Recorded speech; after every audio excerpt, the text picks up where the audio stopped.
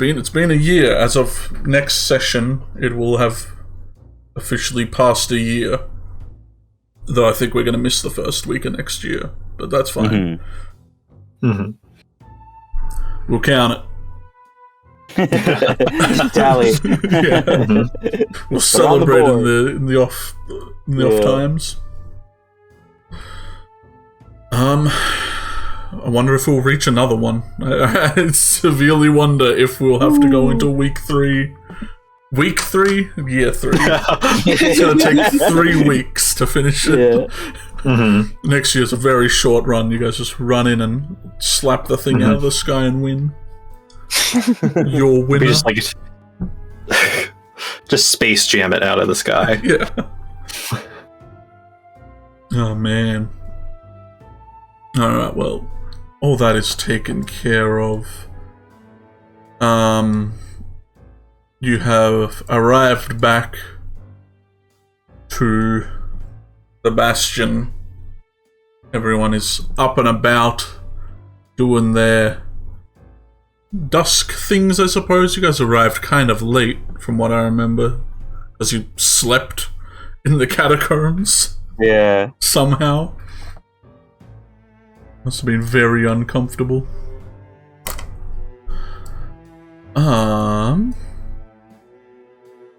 But I think now is probably a good time to fade in to the session with Graham having lured Adelaide to the side for a conversation about who knows what. He seemed in thought about something and seemingly wanted your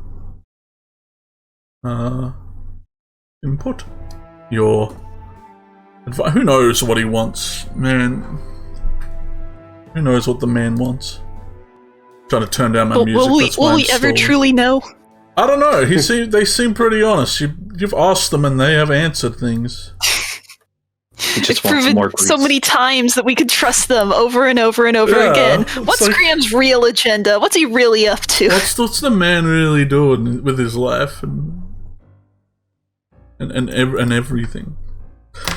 So while everyone went inside to help situate Adelaide, I think Comet ran off to the bathroom. Dita might have as well. Both in game and real life. Yeah. Yeah, we'll kick in there with them waiting for you to follow them. They seem to have just been standing there waiting for you to eventually get over there. He probably didn't expect you to come straight away, but he can appreciate it. Yeah, she'll duck into the alleyway and see what's up.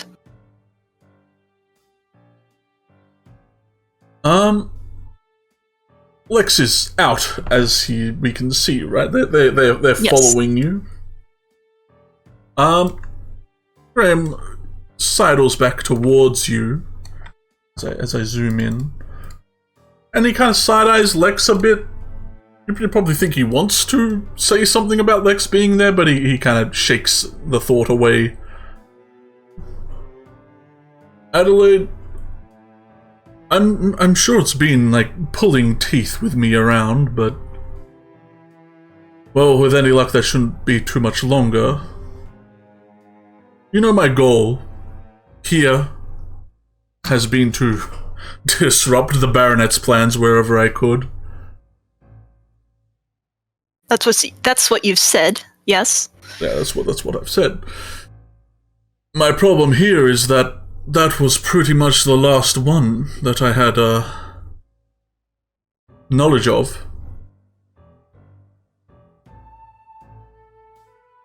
Now, other than his kids still being alive, I'm pretty sure you can manage Edward if you can find him.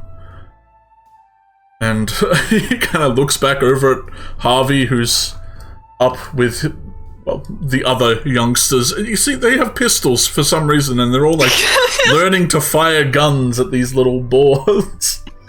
Every now and then you just hear like the crack of one of the black powder pistols go off. Well, Harvey exhibits the name Baronet just as much as you do, so I don't think I want to do anything to him. Well, I'm sure that the moment we step into the city proper, I don't know. I imagine the baronets will want to have a talk if they're around. I do hear they have a lot to do with the cultists that are running around, but I don't know, I'm somewhat content with myself after having figured out what was in the catacombs. So now what will you do? Yeah, I was wondering. He kind of scratches the back of his head, looking around a little. Do you want my help with everything else, with your mana, with whatever that other key leads to? Our next objective? Sure, if that is what your objective is.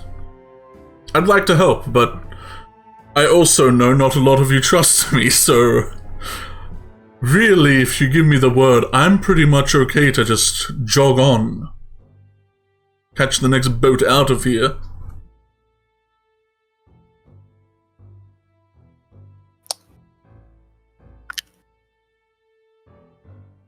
Adelaide's really thinking hard about this, as am I. I personally couldn't care either way, but you might want to check in with other people. I mean, you're welcome to stay here, I guess. Well, I suppose I just wanted to ask you more so because it involves your family and all that. Who knows what we're gonna find in there?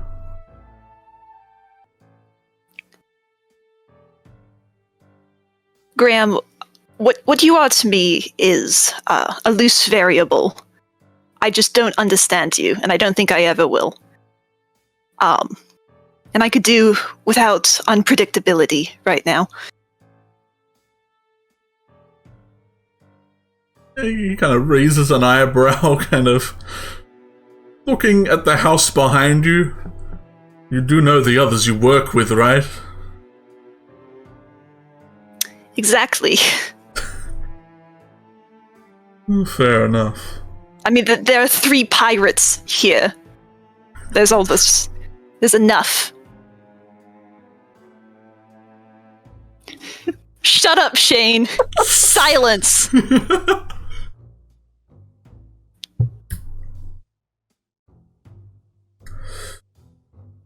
Well, sorry, I'm not an easy book to read, I suppose.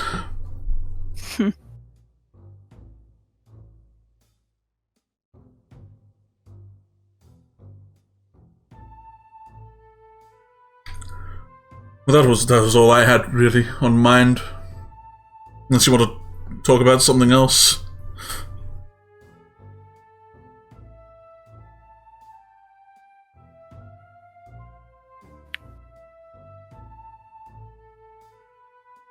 No, I don't think there's anything. No? Nothing?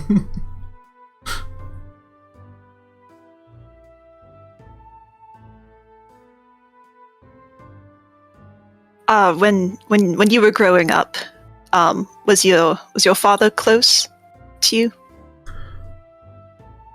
For a while, yes.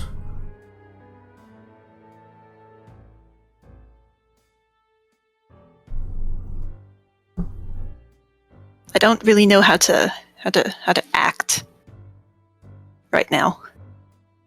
I thought he was dead. What am I supposed to do? What am I supposed to say?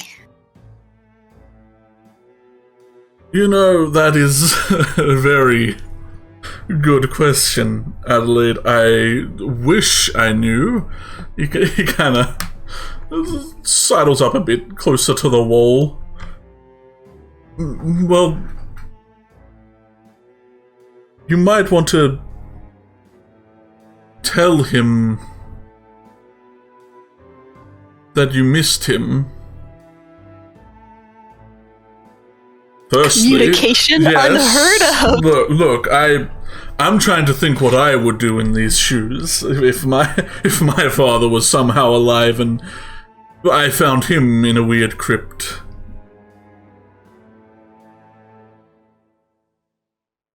I don't know, you seem to have lived your life well. He kind of raises an eyebrow to kind of confirm that. She kind of just looks aside. You managed, is my point. You lived and you got by and you thrived, almost.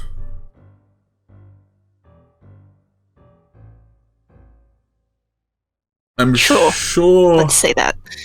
I'm sure he'll be happy to know that him not being there wasn't the end of your world. Sure, it sucked, but I don't know. I'm terrible at putting things.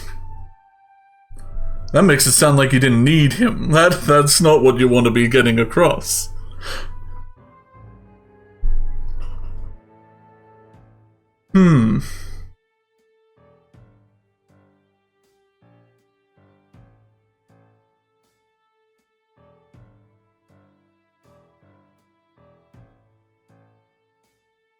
She just seems pretty, tense and even more awkward than usual, which is saying something for Adelaide, who has 10 charisma.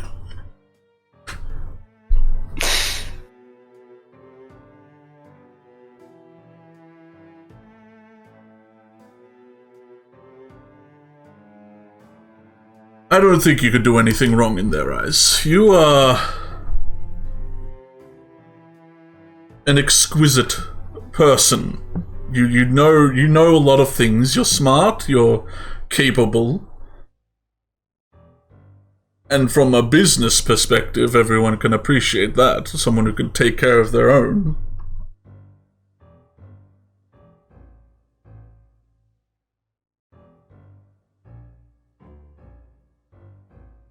So... Is that really truly what you think, Graham? He raises an eyebrow. Which part? All of it. What you think of me. Well, yes, you are capable. You've proven that. You're a powerful wizard. You're focused on the task. You're driven. Not sure by what, but you're driven.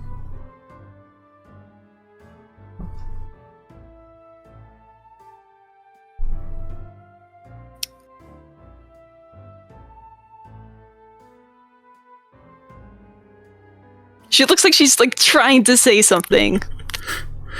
You know, when you asked your father if he recognized me, where were you getting at with that?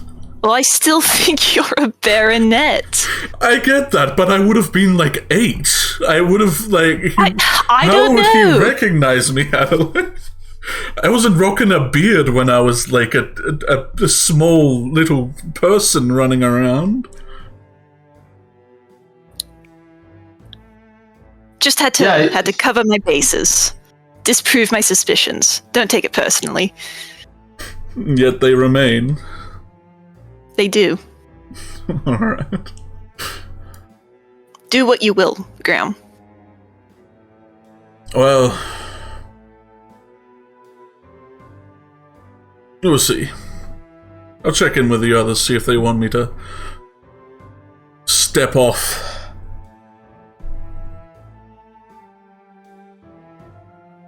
But don't worry about your dad. Don't try to be something you're not in front of him. Just be you. That's a good thing to say. That's what people say in these situations. Be you. Sure. Sure they do. Yeah. Oh, I'm here to ask if you want me to go away or not. I'm not good with this. Thank you, Graham. For which part? Because I feel useless right now. I do not know what you're thanking me for. My advice here has been terrible. Be you and tell your dad you didn't eat there. Yeah, it's stellar advice, Graham. Honesty. I'm anything but if honest. Well, take care, then. They go away! Okay, I'm going. See you, Lex. Go have an allergic reaction over saying thank you. Okay.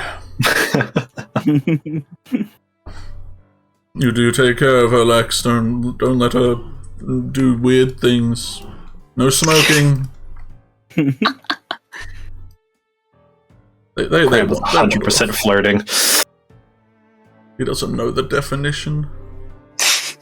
There's always been Well, sure flirting. Definitely knows the definition, just not what it means. Yeah.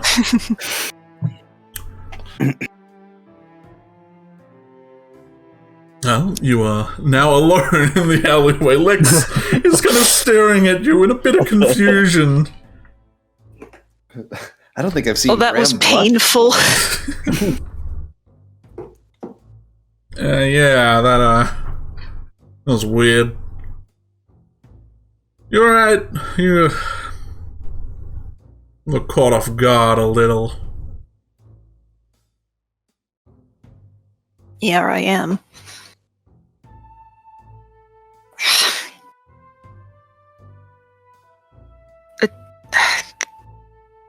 They're too close to me.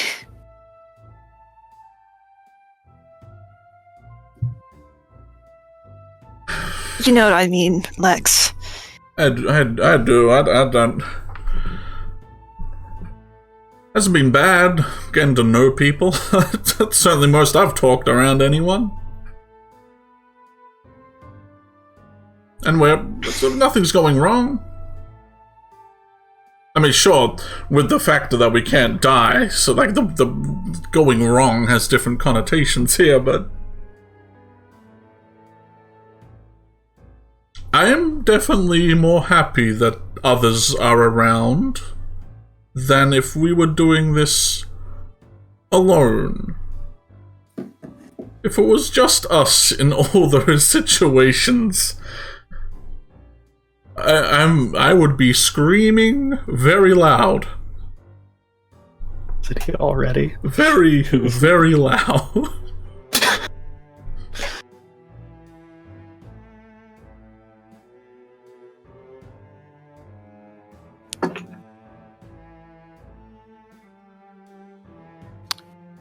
I don't know, I just... It's different. I don't like it.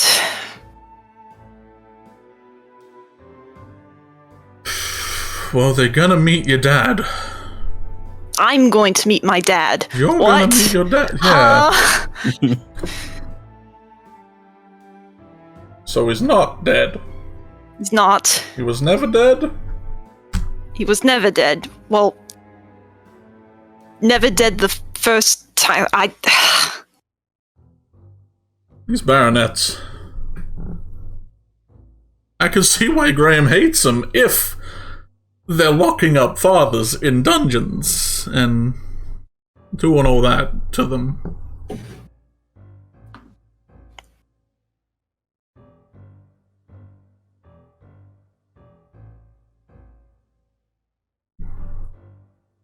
I don't know, I just... Something feels very wrong right now, and I don't know what it is. They shimmy a little closer, and then you feel their non-existent hand kind of grasp yours. Well, yeah, I'm still here. I ain't going nowhere. we manage, we deal with things. It's just more things.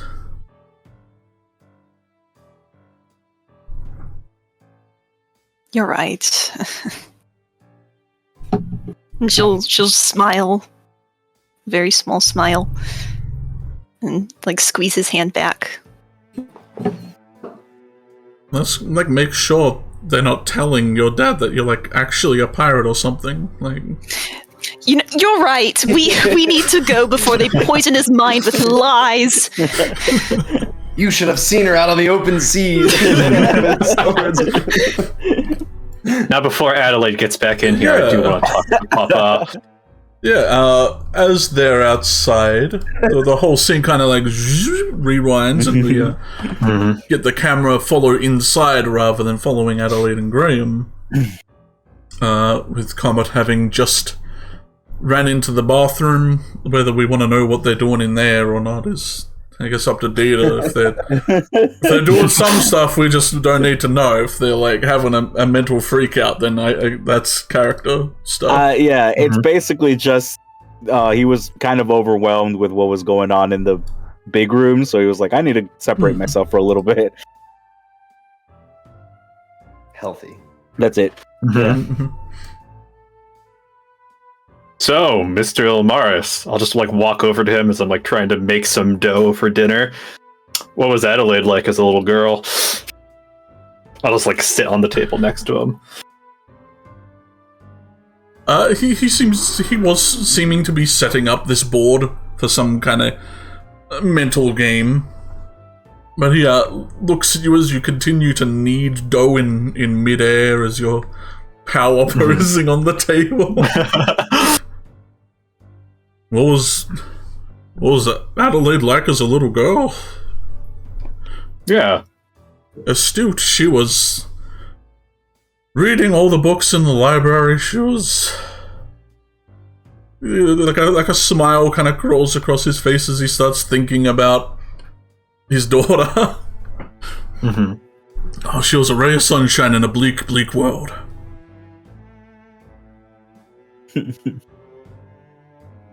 Okay, I'm wondering where that flip happened, but...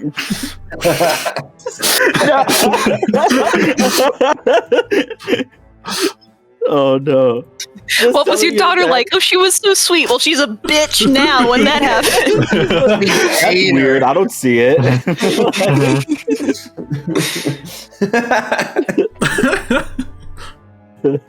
Okay, look, Mr. Ilmaris, I'll be honest with you here.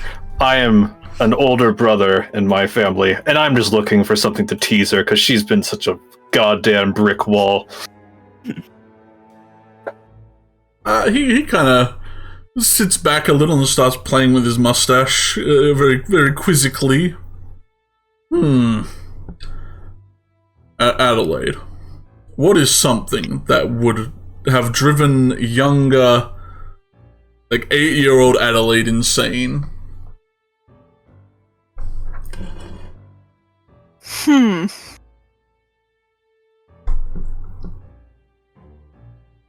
Like just really, really annoyed her? Or like an embarrassing thing she did? What are we talking about? I suppose either like one thing that you've done that just, you know, your dad always brought up to embarrass you, or something he would always say. Like maybe there's a name he called you that always just got you, or there was something you did that just always got under his collar. That's something that he just found as exquisitely entertaining. Well, the first thing my mind jumps to is like younger Adelaide trying to like reach a really tall shelf in the library. So she pulls over one of those like moving ladder things that the really fancy libraries have, and tried to reach the very top shelf, but she fell off and like broke her ankle or something. And maybe, I don't know, does old Ava have like casts or something? Yeah. Does she have like a big boot? Yeah, I think they would have some semi-modern medicines to reset and heal bones. So yeah, you had the big boot for a while.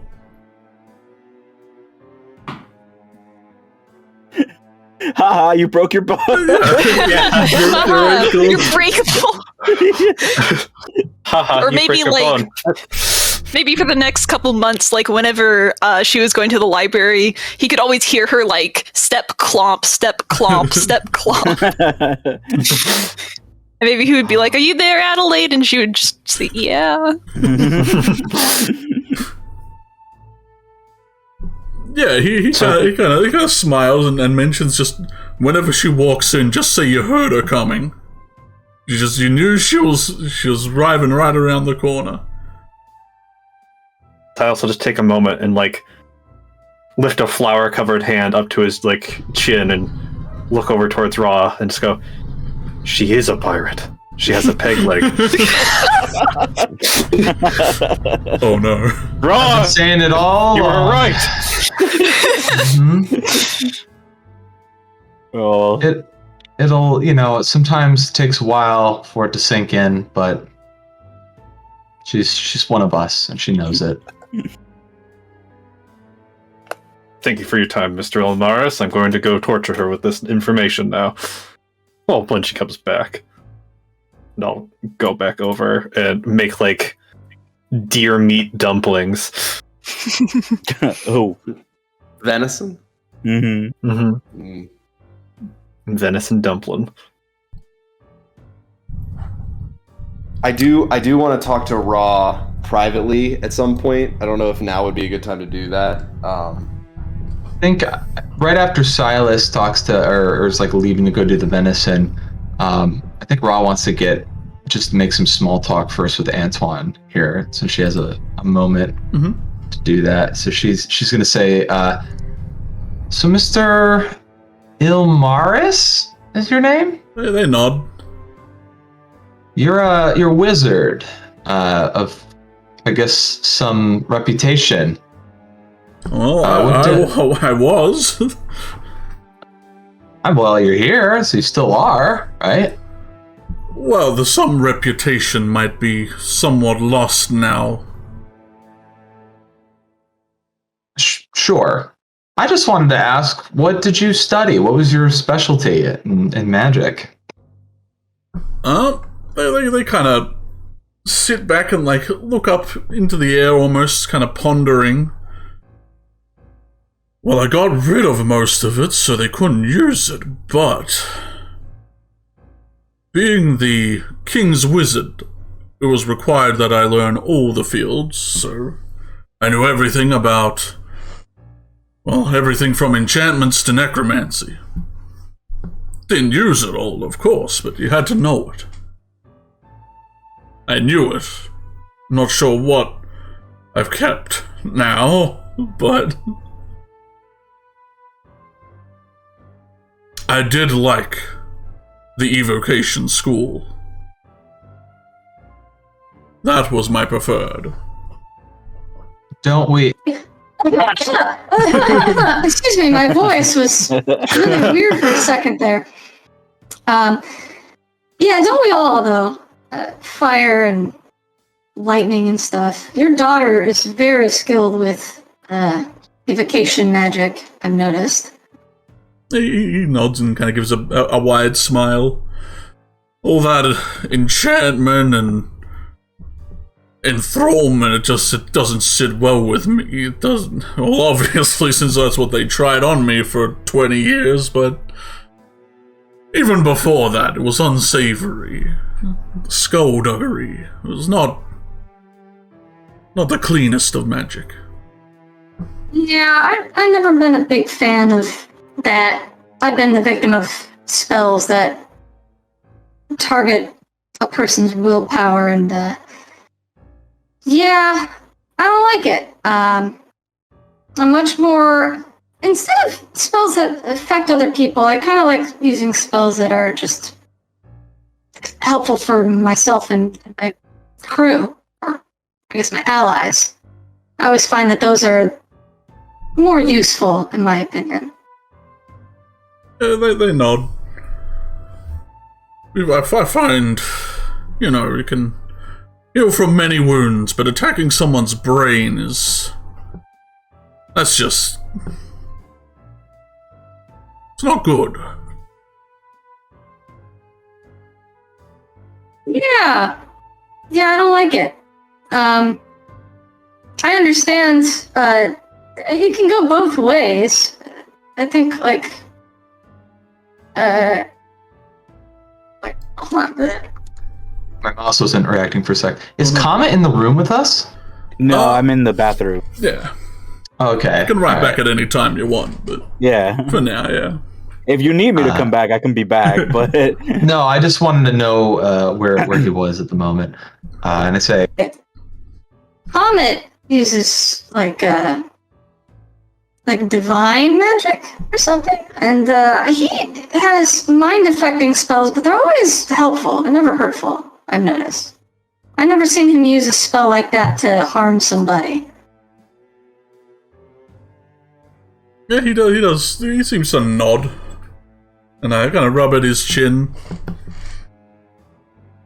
You do have a point. A sword can be used to protect as well as stab.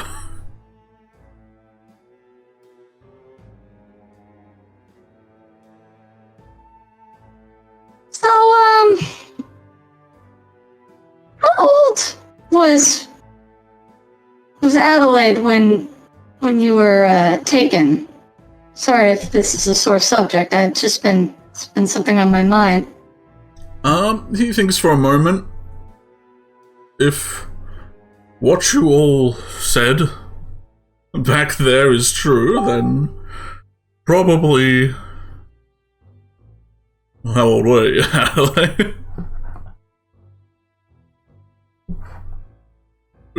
I was muted. Like 7-ish, maybe 8. Yeah, he kind of holds up 2 fingers before she hit 2 digits.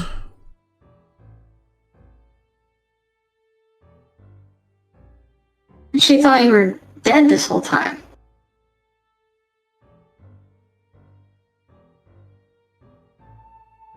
That's gotta be rough.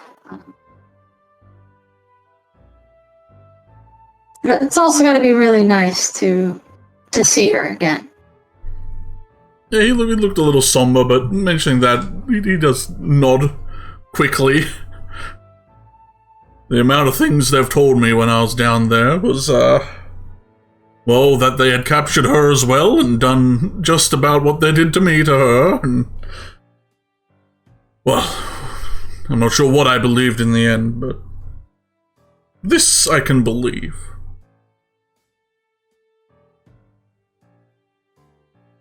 Ra's gonna get up and walk over to Antoine. Kind of put an arm on it or a hand on his shoulder, and kind of like look him in the eyes and say,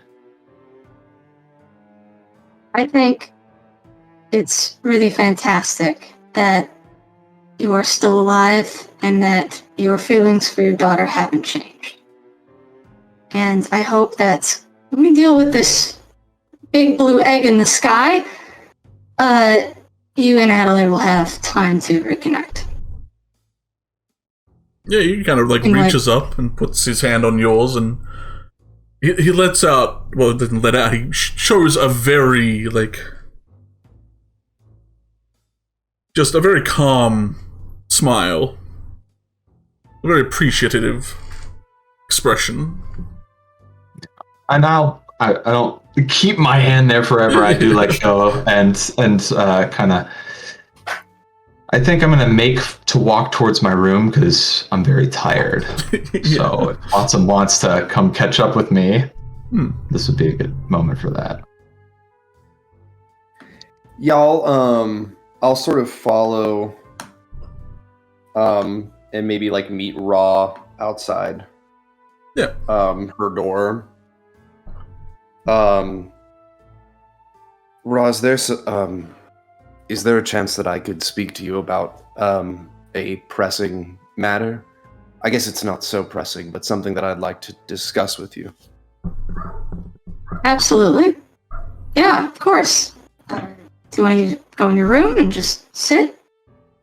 Whichever it doesn't really matter. We can stay out in the hallway. It won't take especially long, I don't assume, but We could. Ra goes into the room and says, I would like to sit. I'm very Yeah. tired. Understood. Ra, I think, as you perhaps have possibly gleamed, that I haven't quite been acting myself in the past few days. Through, albeit secret conversations with Graham, who, as you know, is a very talented wizard, he has indicated to me that certain things about myself, which neither you nor I was previously privy to, including some guesses about my make and creation and the inner workings of my being. Specifically, he revealed to me that something I think perhaps I sort of internally knew, that I was being powered both by a source internal here and mentally up here. The internal source, I believe, was sort of brought about when you, albeit accidentally, brought me to life, but this mental source is some sort of gem. Through sort of private meetings, he revealed to me that the gem that is used to power what I guess would be my brain is damaged.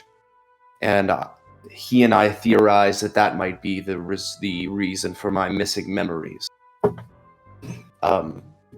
Eventually, I'm going to ask for your forgiveness, but before I do that, I should explain that the reason I didn't tell you any of this is because in speaking with Graham, recognized sort of the inherent risk of perhaps remedying the issue of the broken parts of my brain. And I didn't want to tell you because I was worried that if I told you, perhaps you wouldn't be inclined to help me, or you wouldn't allow me to take the risk for myself to try and remedy what was going on with me. While that fear may or may not have been 100% accurate, it was a chance that I didn't want to take, because if you told me not to go through with it, I wouldn't have. However, I did go through with a procedure prescribed by Graham after he did a diagnostics test of my brain, and after procuring not a replacement gem, but the material required to fix my injuries, he performed a procedure, and that procedure was at least somewhat successful. Upon being, maybe not fixed, I recalled where I was at least somewhat prior to you arriving and rescuing me. I was on a ship. I had been pulled from the ocean. But it was very strange. It was like I had the memories of now, but I was back in time. And I could feel myself slipping away, my consciousness, my personality slipping away as I saw your boat approaching. But the person that I was there with, he mentioned that there were more of me. Or at least he seemed to imply it, and that they were going to take me somewhere. My hope is that as the time continues, I may begin to remember more about my past and where I was. I've come to understand that I perhaps was built for something, for war or to fight. But obviously, and I gesture to my clothes and the violin, it was either the path not chosen for me by the fates, or the path that I chose for myself. I didn't end up that way, due in no small part to you. This is all to say that I just wanted you to be aware of what was happening, and I shouldn't keep secrets from you. So I apologize for doing so. Just know that I did so because I was afraid of how you may have reacted. And I had to know for myself. Wow. Yeah. And that's why I've been so distant, I think, from you because I've been trying to hide this. And that I don't believe was right of me. Not only as crewmates, but as friends. And again, I apologize for keeping that from you. Look, you're not required to tell me all of your personal business plots, and if you wanted to do something, that's up to you. I just want to. Why did you think that I wouldn't allow you to do that?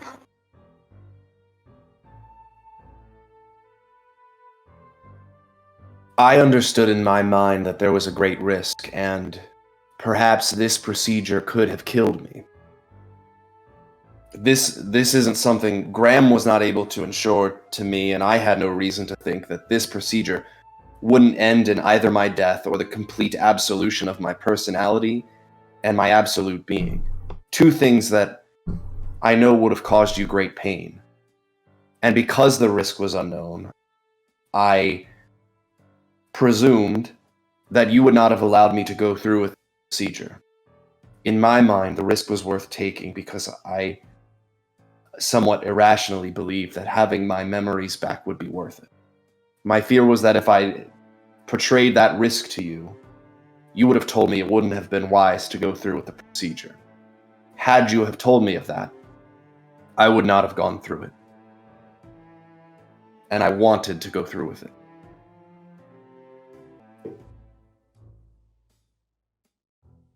All right.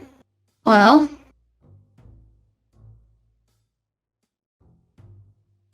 Cool story. on the one hand, I'm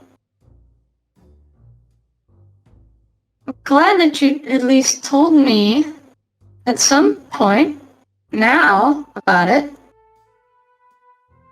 I don't know what I would have said in the moment had you told me, but I've tried to make it very clear ever since we met that we are not... The function of captain and crew, I am not a dictator, as you know. I don't get to tell you every little detail of your own life and what you need to do. I only make decisions based on what's going on in combat, naval or shipbound or whatever, and decisions about who to engage with or not engage with, where to go, things like that. That's what a captain does. Once you get a cut of the spoils, right? You can kind of do whatever you want with it. You know, I don't get to tell you how to spend your spoils. It's the same with your own body. I don't know what to call it, memory or dream, vision, the thing that you experienced. At the very least, it's good to know that there are others like you. So you gained something from that. You took a risk. You weighed the factors. There's also, I mean, if the procedure had destroyed you, there's a very strong possibility that the blue moon or whatever would have brought you back anyway. So if you were going to have this done anywhere, I guess here would have been the right place to do it.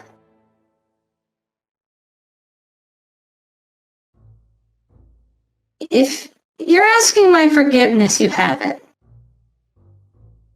Obviously. You always have my forgiveness. And that you would have stopped it had I said something means a lot in itself. Even though you did do it in secret. And at least on one hand, I think Graham is a lot more trustworthy because you're clearly okay, even if you're a little bit, I don't know, shell-shocked from the experience.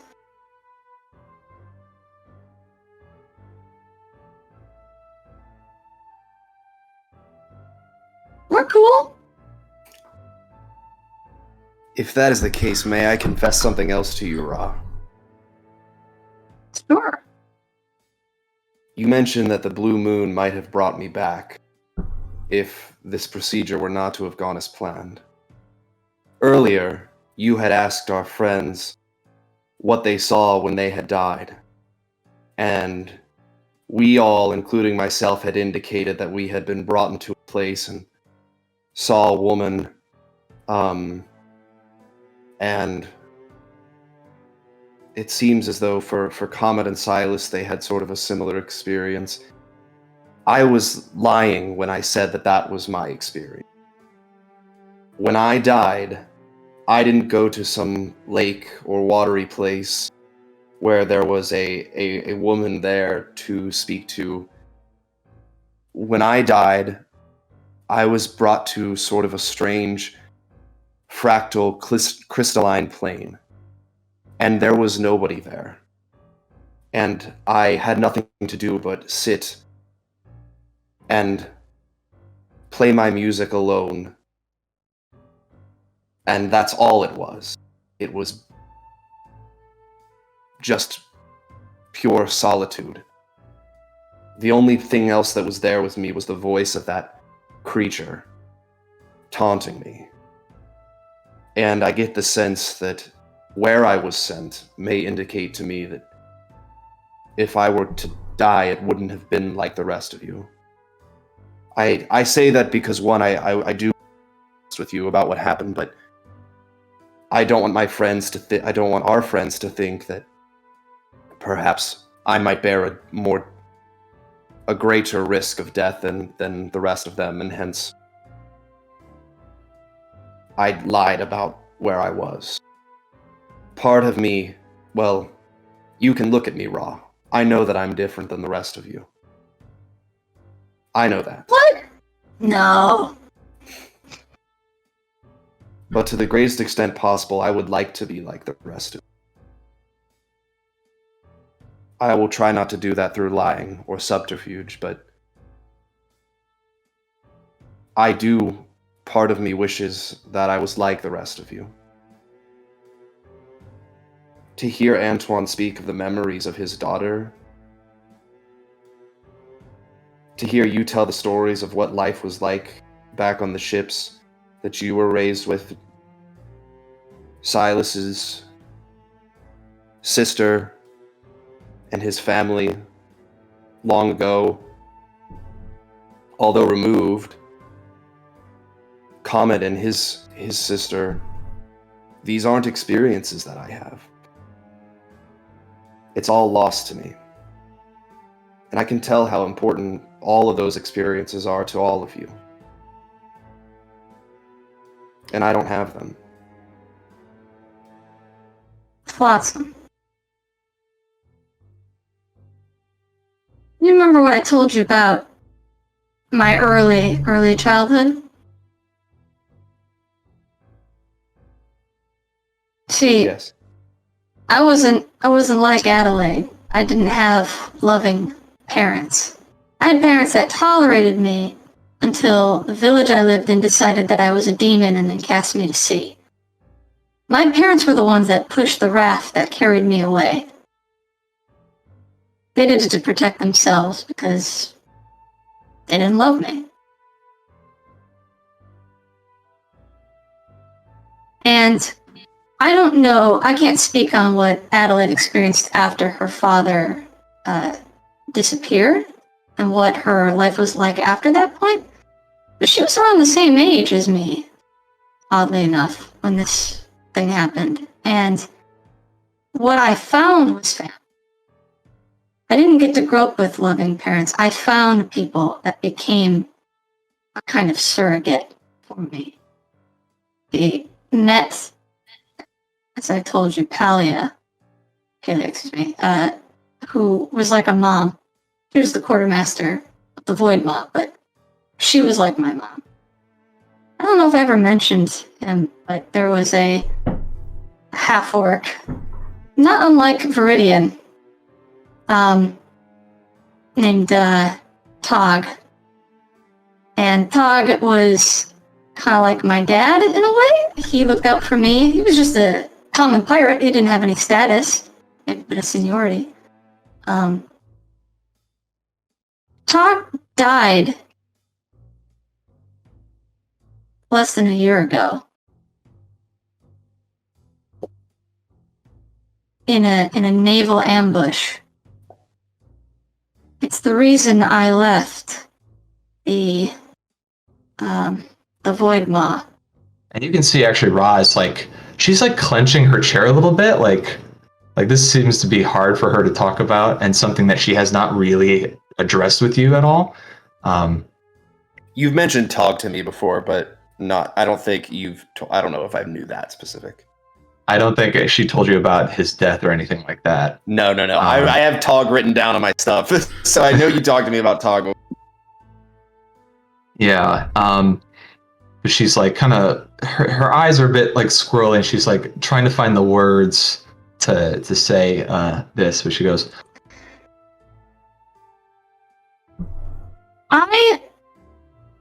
I acted out against my captain. I blamed him for Tog's death. And Palia and Blackheart, I think, were in agreement that it was time for me to go my own way. And they made it seem like it was my decision because the good captain decided to say some not so nice things about Tog. Things I don't think he really believed. But things that were hurtful to hear, and I was very emotional, so I reacted. That's something I'm prone to doing. It was after that I was alone and found one of the only towns that didn't know who I was, so it didn't have a wanted poster for me. Joined a salvager crew to make some money so I can get my own ship. And that's when we found you. And I didn't talk about the loss of my father because it hurt. It's not even been a year since that happened. And I think part of that is why I came here, to get away from it all, to clear my past and to start fresh. I thought I had found a crew that was my family before. I could do the same again. So you're right when you say that it is important to me that, family, but it's not. Family's what you make. Flotsam. Family's not necessarily who's related to you by blood, though if you're lucky, they will care for you and be there for you when you need them, and vice versa. But family is whoever shows up in your corner. I don't say this lightly, but I know that if you or I ever need any help, pretty sure Silas and Comet would be there for us in a heartbeat. And they're not. I think Adelaide might, but I think she's going through her own journey. I know I'd be there for Adelaide. I consider everybody here to be part of my crew, regardless of whether or not they accept the title of pirate. If I can at least add in the context of Adelaide referring to us as friends to her father, while all of my procedure and my secret meetings with Graham were going on, Adelaide acted as sort of a secret confidant, and I think to the best of her ability was watching over me while these things were going on. I felt comfortable confiding in her. I told her it's because I didn't think that she really cared about me. But I think deep down, I knew it's just because she wouldn't say anything. I do think that she cares for us. You're probably right.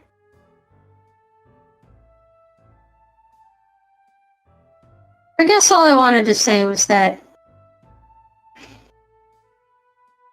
I didn't know about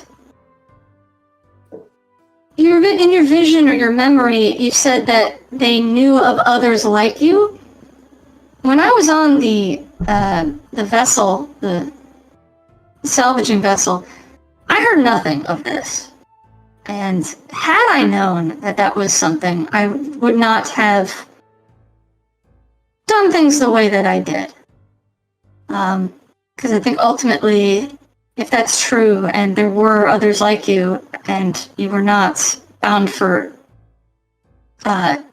be sold, but bound for some other less malicious fate, then I wouldn't see a reason to have done what I did. And I might have kept you from that, and for that I apologize. Is that right, Cheeki? They did talk about other ones. Is that right? Yeah, the like intellectuals on the ship seem to have been talking about you meeting others like you.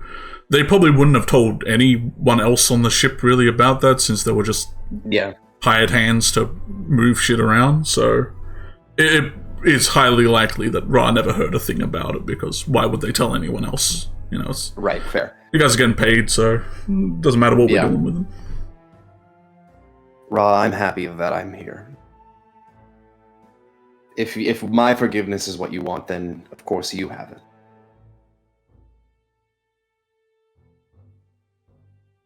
I do want it, so I'm glad.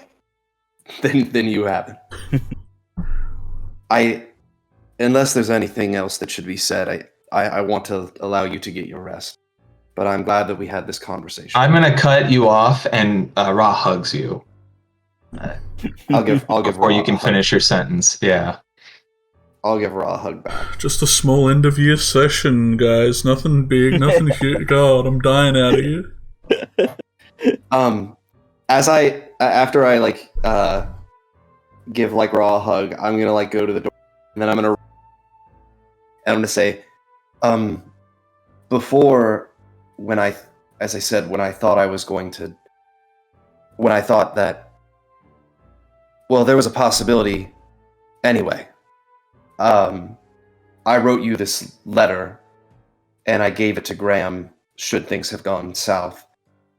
And Graham returned it to me when things inevitably went all right. But I think, well, I wrote it for you, and I think it's important that you have it.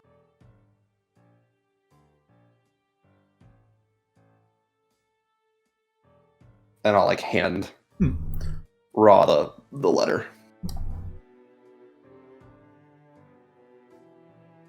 Ra takes it, and it's in an envelope, I'm guessing.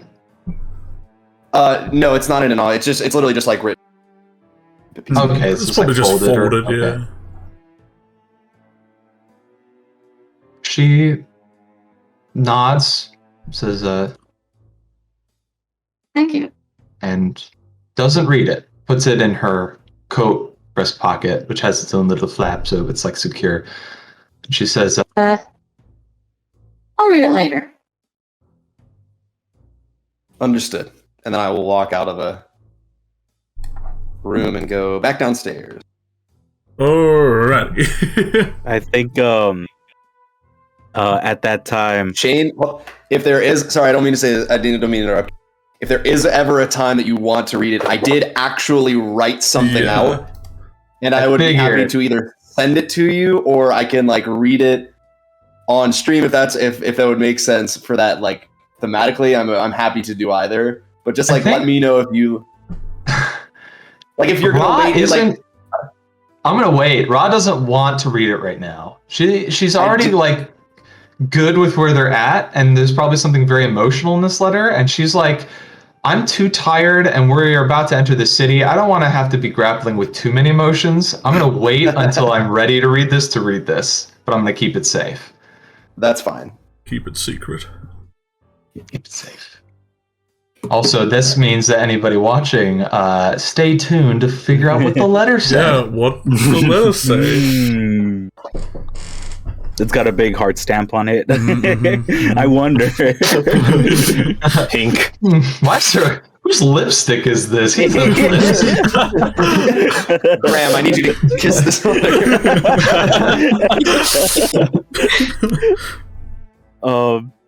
I was gonna say, Comet leaves the restroom. But it leaves the restroom when Paw and Flotsam are upstairs. So all he sees is like Silas chilling out here, really, with all the other people here, but he doesn't see as many people. So he's like, I forgot something upstairs, and so he instantly goes upstairs. As Flotsam is coming downstairs, he's like, Flotsam, is Raw here? She's in her room. Okay. Silas is down there. Okay, and then I'm gonna go. Yes.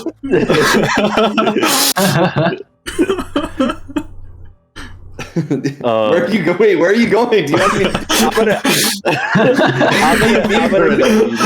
You squeeze past each other. let me just get on past here. We just, from downstairs, we just hear as we just hear Flotsam's back like scratch across the wall. Oh God, I'm so sorry. Going. Maybe I should open Where the are door you here. going? What am I walking past you? I don't understand. You go. Well, You go, I don't- stay. yeah. All you did was walk up and you say, is Raw here? Yes. Okay, Silas is downstairs, and then you walk past. That's all. They're on a mission, man. They're on a mission, man. I'm gonna keep walking unless you have anything else. You can linger in the hallway if you want. Comment, do you need me for anything? I think I don't know what Silas has been doing. I've been very confused. Have you talked with them yet? With Silas? Yeah. Oh God, I forgot that did I agree to do this was this last session that I agreed to do this? I think it was like 2 sessions ago. What did I can't remember. Did I agree to like find out whether Silas, are you gonna write, do you like me, yes or no, on my chassis, and I'm gonna walk? Yeah, but essentially I can't remember if I'm like figuring out for you or if I'm like revealing. I'm not like revealing feelings for you. I'm trying to get a vibe. Yeah, you're trying to figure out what Silas feels. So Comet can know how they feel. Thank you for reminding me. I forgot. I now see what you were saying when you're like Silas is downstairs. What about it?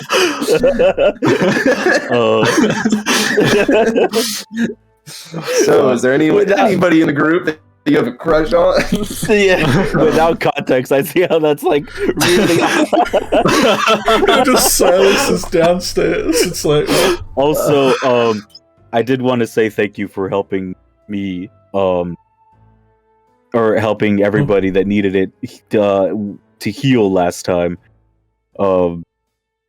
You were doing a really good job. I noticed they were really powerful heals. I didn't need to do as much that time. Have you been practicing? Well, of course, but I think with experience, all of us are getting more competent, both as individuals and as a unit.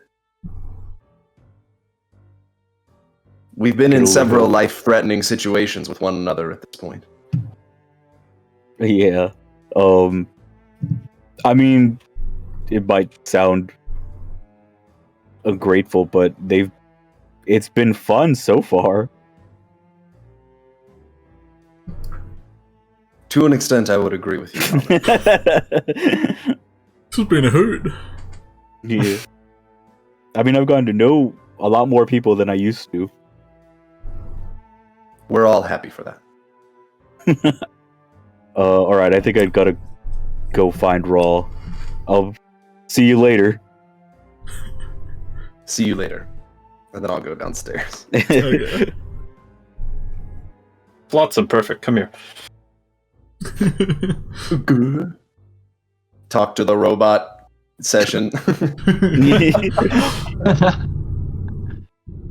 We want to do. If Common Raw want. Yeah, who do we want to do first? Camera's already here. Let's go run To Common and Ra. All right. I'll knock on Raw's door. Bing, boom, bing, boom. We spin the conversation roulette. Yeah. Yeah. Yeah. Like about to open a letter. She's like, What? No one's reading a letter in here. You know what? She's looking at the outside. It's like folded or whatever, and she's just kind of looking at it. Like the temptation is there, and then she hears the knock. She's like, "Bleh," and then puts it in her notes. And then she says, Come in. they'll open the door and crouch in. Hi.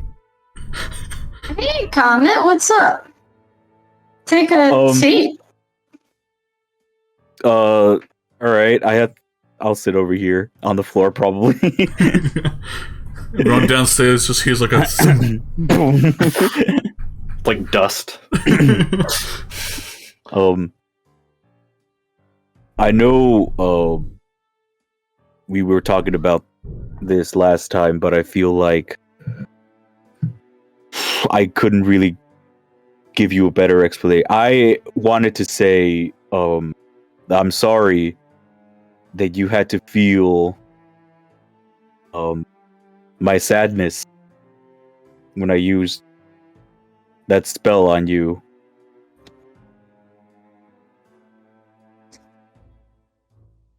Are you sad like that all the time?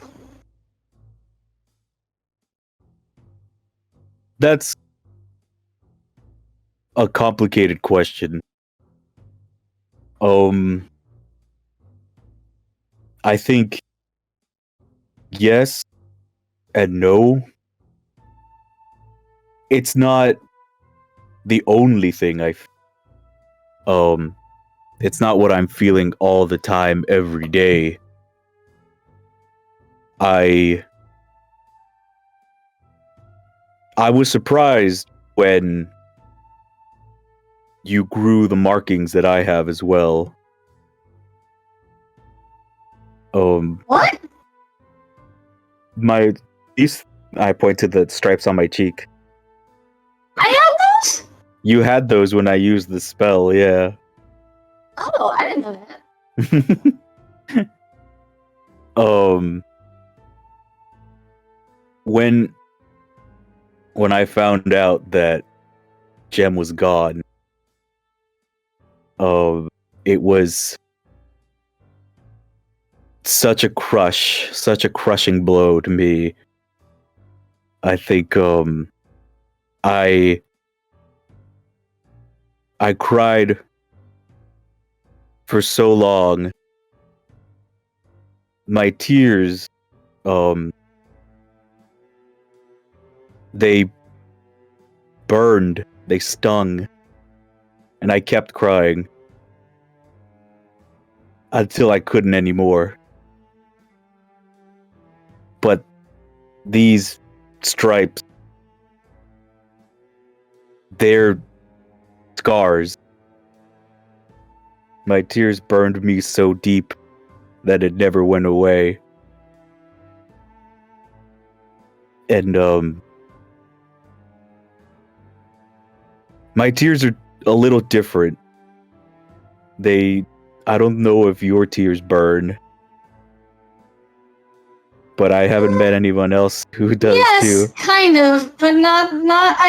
They don't scar me when they come out. Right. They're just really hot. They're like, it's like scalding water, and then it just evaporates really quick.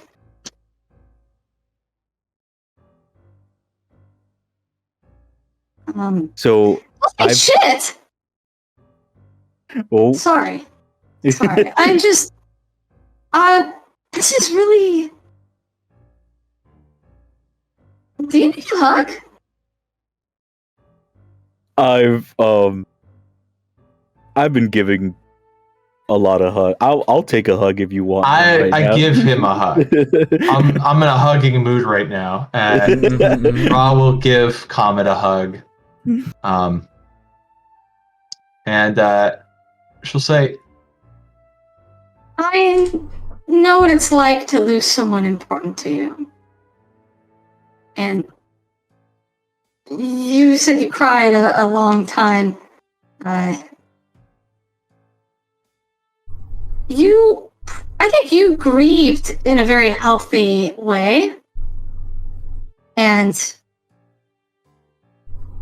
I don't know, it might be unfortunate that it burned your cheeks like that. Hopefully that's, I don't know if you want it to be permanent or not, but it seems like you might not want that forever. But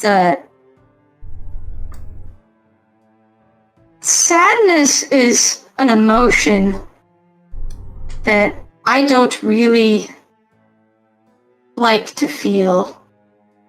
And I like to turn it into anger because that's easier and I can use that in a productive sense, like if we're in a fight or something.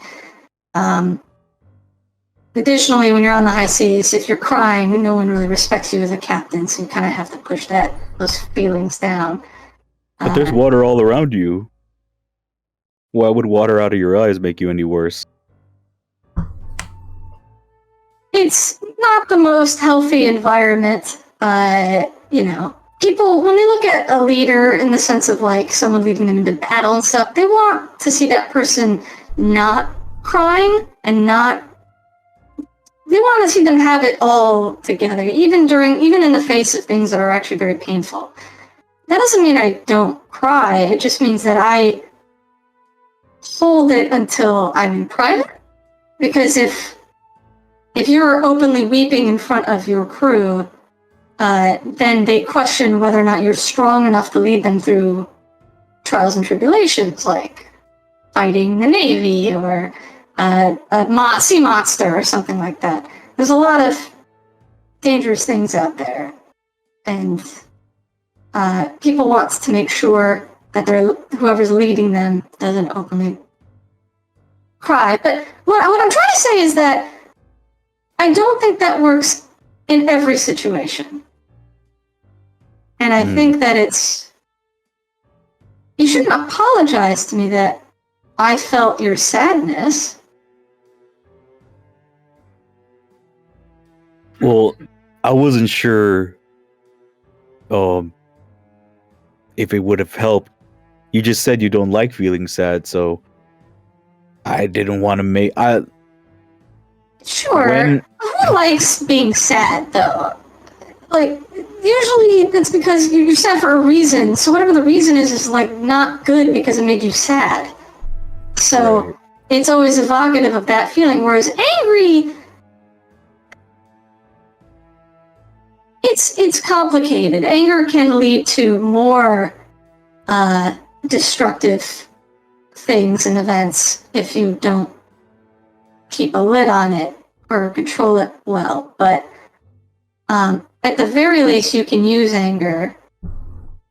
I've never found a use for sadness in that way. It's always been weakness.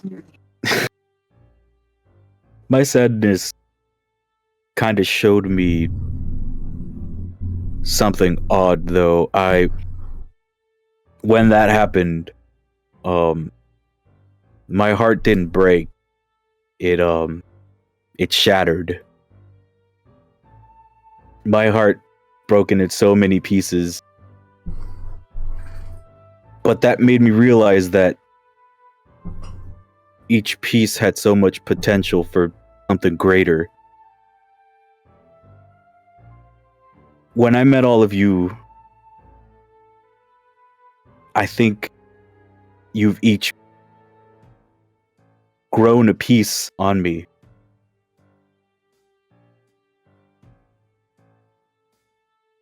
And I think I can grow more. And I still miss Jem. That's why that sadness is still there. But it's not the only thing that's there anymore.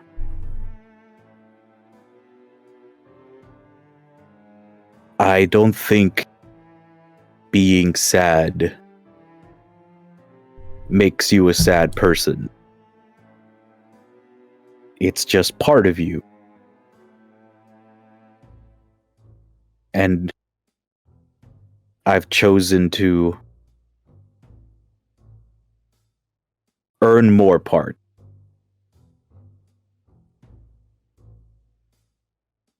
And I just wanted to check in with you to make sure that the part that I'm growing on you isn't that sad.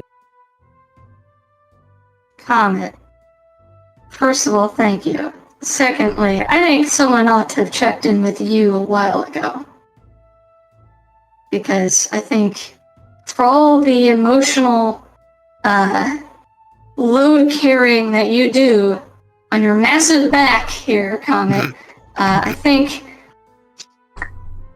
you... I think that you extend yourself out a lot. I think...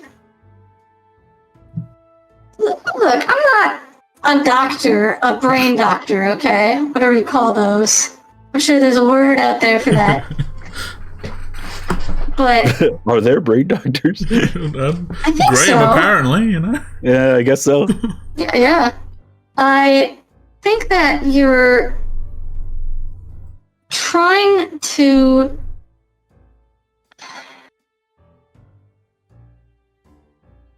Maybe this is not the case, but it feels like your sadness is actually driving you the way that my anger drives me.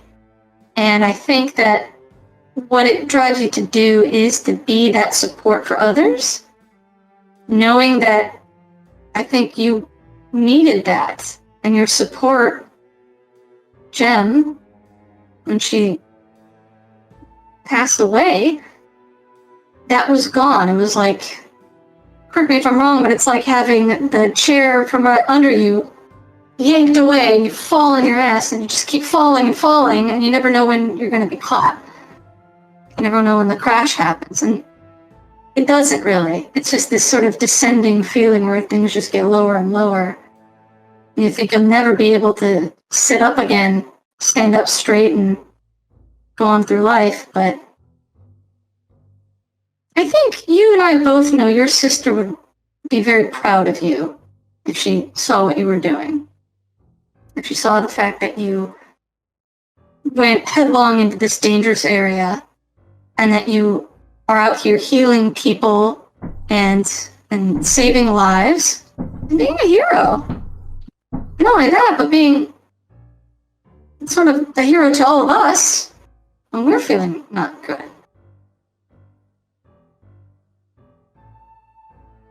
Comet's little like stripes start to glow a little bit. And he pulls out the letter that he got from the observatory. He's gonna say, you know, I felt something odd when I read this letter. I always thought that Jem's carriage kind of got unlucky and crashed on its own. But this letter from written by Fetter, it says that someone else was responsible for the crash. I always thought that, much like ours, it crashed on accident, but if someone crashed hers on purpose, wait, do you think someone would have crashed ours on purpose? Yeah. I mean, look, I don't know what the hell's going on with these noble families and who had a hand in this whole, like, blue thing in the sky. But we really kind of went in blind. And I think that the fact that we all have powerful essences, right? I think that didn't go unnoticed by whatever powers are around here. And it would make a lot of sense to try to slow us down, for example, if we were going straight for the city. We've been kind of taking our time and helping people in the process, but I also had this feeling that because we spend so much time doing that, we're giving this egg more and more time to, I guess, incubate Gestate. or whatever. So if there's some sort of force that wants that egg to hatch and saw us coming in our carriage to go, fuck things up, for lack of a better phrase, then it would make sense, to lay a trap for us, to slow us down and to make sure that we couldn't, get there in time. I mean, when you think about it, there's all sorts of obstacles that we've had to face. I mean, every place we go to has some sort of thing wrong with it that we can't get past until we figure out how to solve the thing. Be it destroy a creature that sort of has taken residence there, or open a path that has been blocked because of some other thing. There's a lot of roadblocks, and I don't think it's a coincidence that we've had to face all of them. Also, speaking from experience, many people have tried to kill me, flat out, and this would be the most successful attempt. Right, I mean, I think they did succeed. Yeah, that's what I mean. So I'm not surprised, Comet. Though, I don't recall, what was your sister's purpose like? Because I know there was this chosen was supposed to be the chosen one, but I think your sister was a chosen one or something? What's all that about? My sister was supposed to be the one that would end up at the observatory, I believe, before Chosen was chosen to be there in her place. So I don't know why someone would want to stop that. If someone stopped Gem from getting there, and the Baronets found a Chosen to take her place, is someone else trying to stop the Baronets? Well, we know Graham is, but I don't think Graham would have done something that insidious. But look, why? What's the Chosen's purpose? Why does there need to be a furbulge? Pardon me, that's what you guys are, right? They're called furbulges? As far as I know, yeah, we're furbulgs. Furbulg, sorry. So if you're all, from the heavens or something, except for some of the land-bound ones, I guess, but why would you need to be at the observatory if you were a chosen? Not you specifically, but your sister or chosen, right? What does that mean? What does that do? I mean, I don't know. I know that we were being taught a lot of lessons, but none of that. See, I've had that conversation with Adelaide, and it doesn't really appear like we were taught a lot of things differently than her.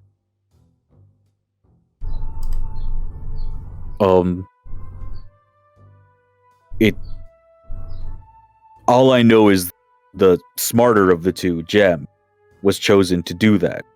So whoever needed to be there needed to be smart, needed to know what they were doing. Or maybe needed to appear to. I'm not sure. Whatever the case, it looks like they were going to try to control them in some way. And I mean, I guess that's not surprising, seeing as how Feder was really trying to control both of us.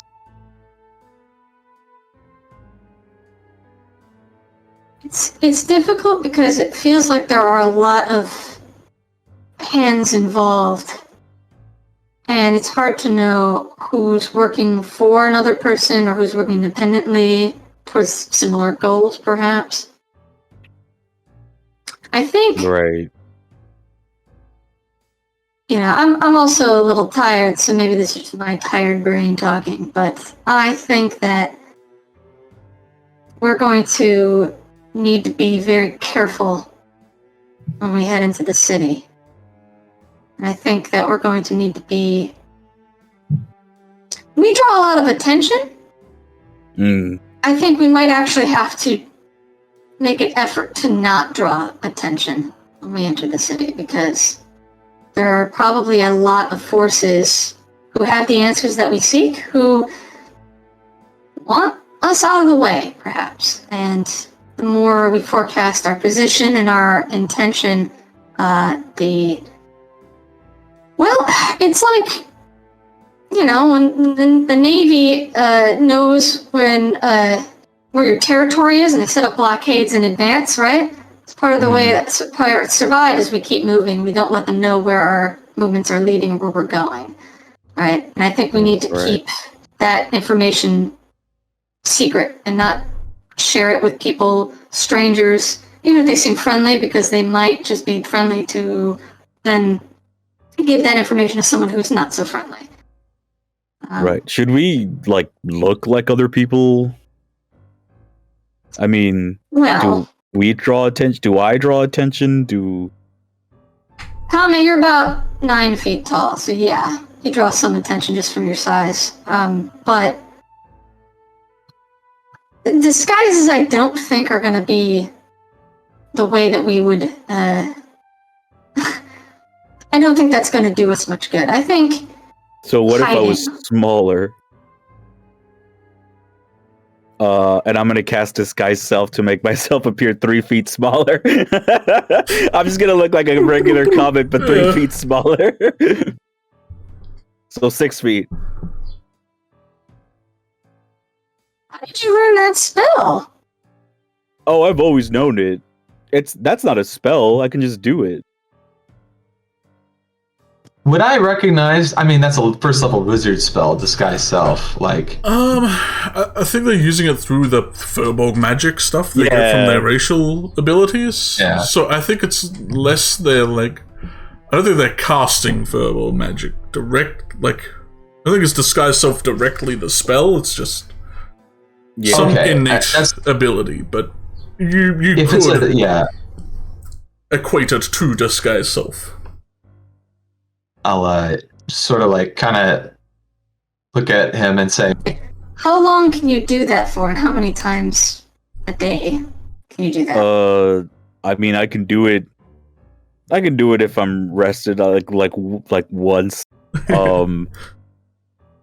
I don't actually know how long it lasts. I think same as Disguise Self. Yeah, I'm assuming the same as the regular spell, so an hour. Yeah, for a while, enough to fool someone. So what I'm thinking then is maybe we get a cart driver and we go in as a sort of covered wagon. Might be a good idea. We all hide in the wagon and have somebody take us in to the city. I think that's probably our best bet to save our own magical resources, unless we could all find, rings that make us invisible or something. But I don't think that Grey Cat or anybody has that sort of stuff in stock, unfortunately. Get your invisible rings. Got 20 on hand right now. They turn invisible when you put them on, so you don't know that you have a ring on. You can buy them if you can find them. I dropped the bag. Maybe, but look, I know you're tired, and I'm sorry. I don't want to spend too long here, but would it be all right if I waited until Flotsam got back? Yeah. Why do you want to wait? Just want to tell him good night. Okay. Can I make an insight check on this? Yeah. Does Comet have a crush on Flotsam? roll some deceptions and some insights. The first roll after an hour and a half of playing. That's Yeah. I thought we were going to go this whole 11. session. I know, I was wondering.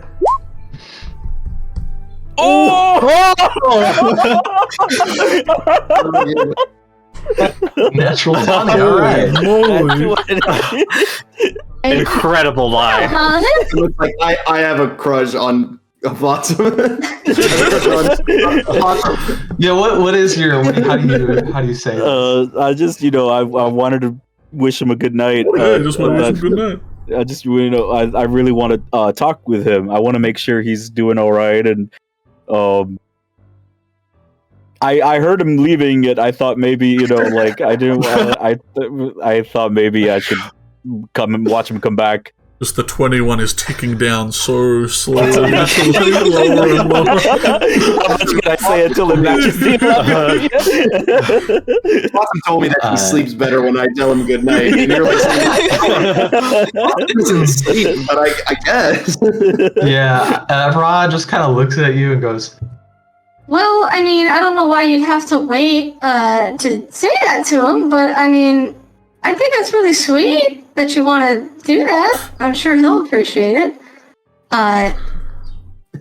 Look, I'm resting. I'm tired, but I can stay up a little longer. I think there's a deck of cards in the desk if you want to just play some cards or something while we wait. Oh yeah, we can do that. There's yeah, Uno. we'll just play some. We'll just play the Three Dragon Ante or something, or Uno or whatever. Yeah. You have Uno. It's in the desk. Just check the desk. You have No. There's no reason. yeah. Uno Ra, can't why are there women all over this cards? Why are there women all over the what? The cards. Oh. I'm not sure, but someone I guess has good taste in cards. It's kind of cool. Maybe I'll procure this for later. All right.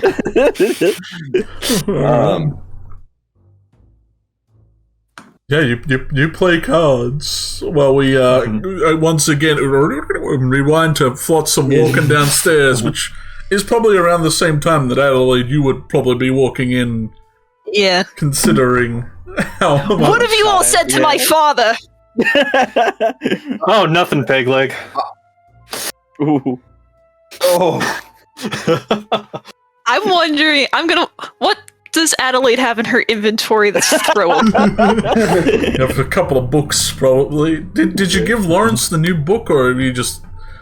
We haven't had time, I don't think. I don't think so. Let's have a look. Do I want to throw my dagger at Silas? Oh, no. Just keep it sheathed. It'll be alright. We can take it. Mm-hmm. All right, yeah. Adelaide reaches into her coat pocket and throws the dagger with the sheath on it right at Silas's face. Jeez. Not before going beet red. Oh yeah, roll a dagger to hit. Mm-hmm. Well. Even in my tank top and boxers, just. Well, good morning or good night. I might actually need your help with something, but Flotsam, come here. I need your dexterous fingers for this. Certainly. Also, the fact that they're metal probably helps. And he pulls over pastry that is just in the shape of stars, and then puts a clump of meat in the middle of it, and he's making little star dumplings. Oh. Okay. Can you help me do this? My fingers are massive. Yes. How is it that I do it again? Yeah. Can you show me one more time? Yeah, he just pushes down the meat and puts 5 little points towards all the little star points, and then you just pinch. Can I roll for this, Cheeki? Is there a roll that I can roll a cooking utensils? I suppose probably just some kind of I can roll a straight. Yeah, roll a straight dex, I reckon, just to see how nimble you are with your fingies. I don't know if I can. Not a dex saving throw, but let me just. I'm gonna do this. I'm now also cutting up the pastry with Adelaide's knife. She mostly just looks astonished that no one is going to address what happened. Takes a while. Yeah, your dad kind of looks at watches the dagger in its sheath fly across the room, kind of thump to the floor. Just gives you a weird look. They haven't told me anything. Adelaide, are you feeling alright? Fine. Just fine. What have you said to them? He kind of looks over at Silas, who said peg leg, which, you guys already have the joke about her being a pirate, so he feels he's off the hook for that one. Off the hook. I get it, me. He shakes his head and good job, me. He gestures to the table that is set up, the dragon chess. He's like, I haven't said anything, don't worry, Adelaide. We'll get more soon. Yeah, if you leave me in here any longer, they're gonna pry all the secrets out of me. Listen, if you thought the baronets could get secrets out of you, I'm an older brother looking for blackmail. Okay, that's too far. It's 20 years of my life, buddy. Whose brother, Silas? Let's see. There's Penny, there's Abby, and I guess I do have my older sister, who's... He'll just look off into the distance slightly.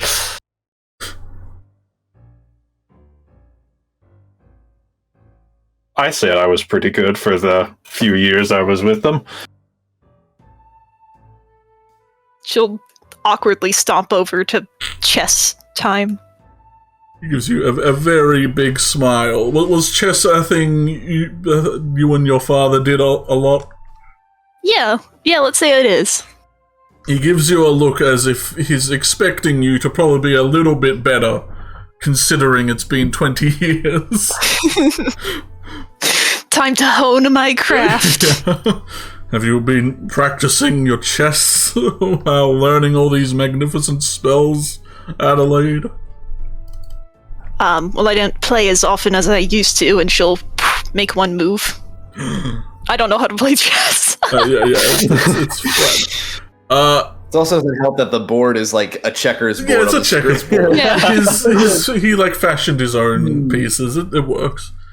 He just magic. He's just like, the Medusa open. Good one. First move. See how you do with the snake bite. Roll me like a intelligence check or a stratagem to see how well you play against your against father. The old man. Mm-hmm. Intelligence. 8. Oh. She's off her A game. Well, he's not too much better. It goes for a while. You probably At some point honestly end up she'll with a dismiss stalemate. Lex so he doesn't have to watch her lose at chess. Yeah, every few moves you just hear him just like... Ooh. Being a terrible over-the-shoulder chess player. Little did we know that Lex is actually a master at chess, but he can't play because he's intangible. He has to be casting magic the entire time. Makes for pretty intense bouts of... I was going to say magic, but that's already a game. It's a bout of dragon chess. But as you're playing, he's like side-eyeing back at the food being made a lot. You feel like his stomach is slowly catching up with him. While I'm making dumplings, I have a plan here. Mm-hmm. I'd like to, Silas, it helps to myself to get into the rhythm of these things. Would you mind if I sang along as I was making these dumplings? Sure, I can tap a foot. I know that I've played, I think, at least one Dolly Parton song before. Does anyone remember what it was? I didn't write down all the songs I've played. I have some of them written down. Oh. Did I play Wildflowers for you guys yet at this point? I think I had, but I couldn't remember. I wouldn't remember. Because that one is relevant to what I want to do. But I have a different song on deck. It's the can you guys hear the guitar and me sing at the same time? Yes. It's the hills are alive with wildflowers and I. Does that song sound familiar at all? Let's just say I haven't. Let's just say I haven't played it. If you have, play it again.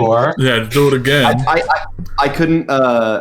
So it's Wildflowers by Dolly Parton. But what I'll say is and for the purposes of this would be a cappella, but I'm not going to do it a cappella because I don't want to do that.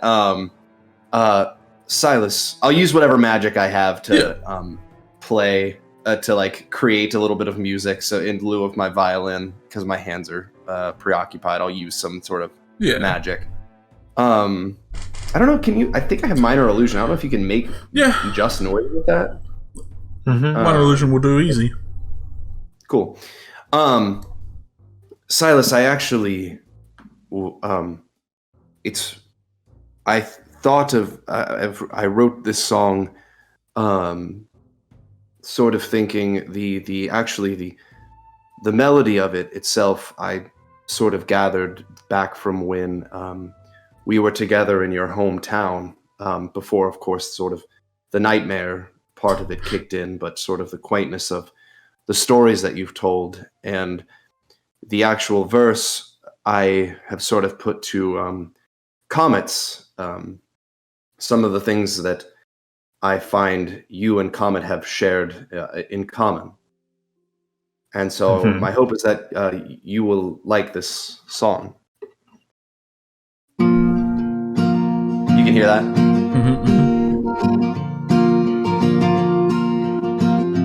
I should confess, I don't sing happier songs as often as I should, but the two of you have sort of inspired me in that way.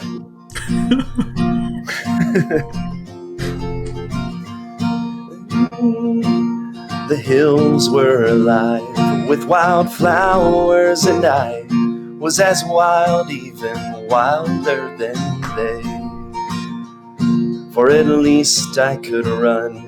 They just died in the sun, and I refuse to just wither in place. Just stay a wild mountain rose, needing freedom to grow. So I ran, fearing not where I'd go. When a flower grows wild, it can always survive. Wildflowers don't care where they grow. This is the best D&D I've ever played. I get art, I get songs sung to me. This is and amazing. That was Wildflowers by Dolly Parton, and I'll post the lyrics. But with that, I would like to use enthralling performance on Silas. Fallen for the trap. I fail. And he takes a moment and like his hair kind of falls down in front of his face, and like he puts the knife down on the table, and he'll just like turn towards you, and he'll be like a little pink, and he'll be crying a little bit, and he'll just give you a hug. Oh, I'll post what enthralling performance does in the the chat.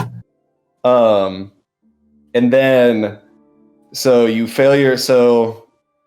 you idolize me, you speak glowing me, and hinder anyone who opposes me. But specifically, the reason that I'm doing this is because I want to. I basically want to get a little insider information, and so I'll say, as we're making the dumplings. Oh, thank you. You're a beautiful musician, Flotsam. I found a lot of musical inspiration in the lot of you. And as I said, I find that I'm thinking of happier and happier songs as our time together has gone on. Good. I just find that sometimes it's difficult to put my emotions into words, and it's easier to put them into songs. But certainly, the lot of you have inspired some new emotions in me. I don't know if that has been your experience. Any sort of new emotions. Well, I mean, dread has really been a recent one. That's gotten a lot better, though. I don't know. Like, what emotions have you? It's a bit interesting because I think you know by now I'm a bit of an emotional guy, and I'm just kind of curious what you've been feeling. Well, I've been feeling, as I stated, the song. I've noticed that the friendship between yourself and Comet has grown particularly strong, and that's the interaction and interplay I've seen betwixt the two of you. Sort of inspired that number, and if I don't know if perhaps you thought that was strange that I had noticed. I don't know if maybe I was reading too much into it. Do you think I was reading too much? No, I don't think you've been reading too much into it, Flotsam. Speak into my coat pocket, please. I don't think I have any spells that I can tell. Yeah. I should have cast tongues on myself so I can discern the real meaning of what it is.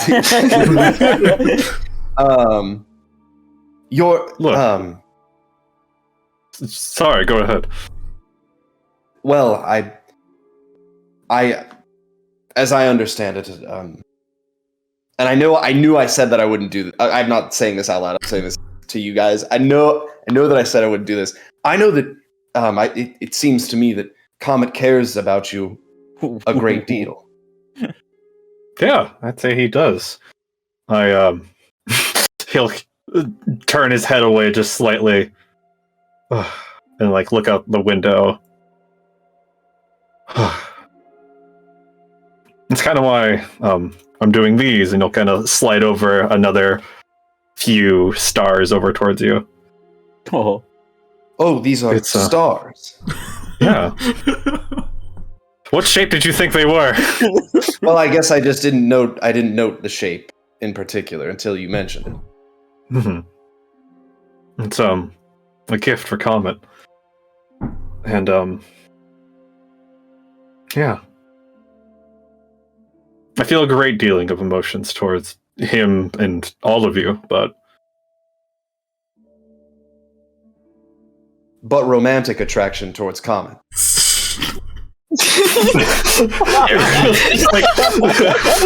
Bit take. Adelaide gets checkmated. You're the only one who can see your dad's expression, Adelaide, but he immediately just wide-eyed, kind of shocked, just huh? What am I hearing? Kind of expression. What did I walk she's kind of the same. I think she knocks over a piece or two. It's just the bluntness.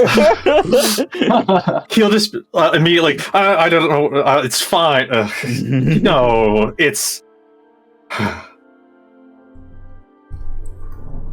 He'll look straight into your eyes. I have the only face that I have. My one face. My one expression. And I'm guessing he put you up to that. No. That's a lie. roll a deception. Come on. I am very high believes deception. it. Well, yeah, whether they just want to choose to believe it. Just... All right. Well, there's also for the sake of how funny it is. Yeah, sure. I'll let you to roll with advantage. I did do the enthralling performance. They do trust you completely, so I will at least give you advantage. Ooh, yeah. Another nat 20. We're lying to each other. We're friends. I'm genuinely curious. I've not had a great opportunity to witness that sort of emotional interaction. he is just red in the face, which is like, it just makes his fur look orange. And he like now is looking at both Antoine and Adelaide, probably now looking at him, waiting for the answer. With bated breath. Yeah. You know, I don't mean to make you uncomfortable. That was not my intention. I apologize. What I have done. Or if it was overstepping my boundary to ask, I'll also apologize. He'll put a hand on your shoulder and just... I've loved Comet for a while now. And that's a part of what this is. Understood. And then I'll go back to... I don't really need to know anymore. I'll go back just to... leave. Just drop the one like half done. I have to use the bathroom.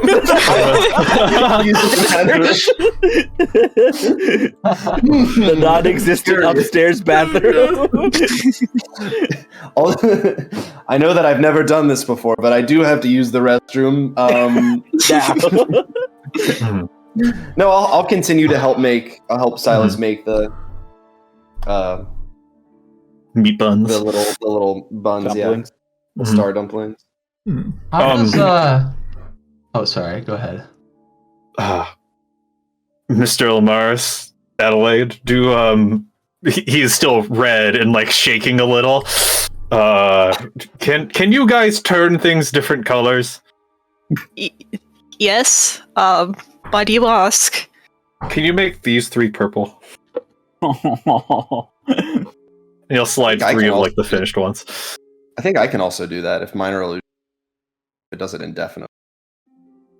Well, I have minor illusion and prestidigitation also. So between the two of those, Adelaide just like lets out a beleaguered sigh and then doop, doop, doop. They're purple.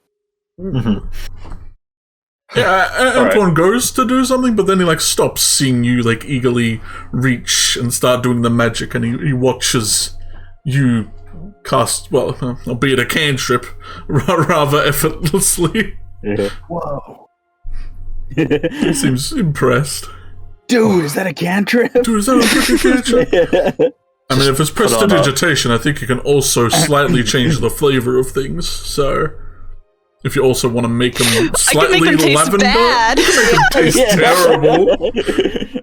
This is for bringing up the peg leg thing. This is for bullying me. Oh, as tempting as that is, I don't think Adelaide would think of it in the moment. Mm-hmm. The prank and on your shoulder. Do it. They do have the essence. They get a plus 20 when it comes to pranks. Well known. Prank-related roll. Mm-hmm. And Silas is just gonna now like get a pot of water boiling above the fire, and he doesn't like his face doesn't stop go back from red for like the next 30 minutes of him just like boiling dumplings and like putting like the finishing spices on them and just like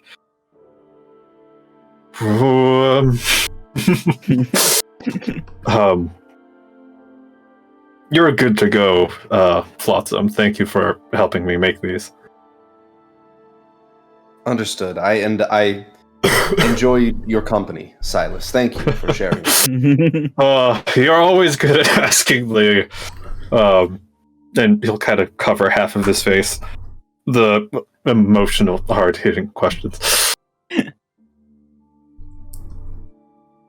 Understood. And then I guess I'll go and look at. I guess I'll go upstairs. If it's all the same to the rest of you, I'm going to probably turn in for the night. I appreciate the dumplings, seeing as I cannot eat them. Do you want me to tell Ra or Comet about the dumplings? The dumplings. That would be maybe not the other thing that same to you and you, pointing to the people playing in Meridian who's probably half asleep. he's clocked out. And you, I point towards the chicken. I'm gonna tell. Yeah, they sprint upstairs. They run. Ra is like, oh my god. She's like holding cards, just like.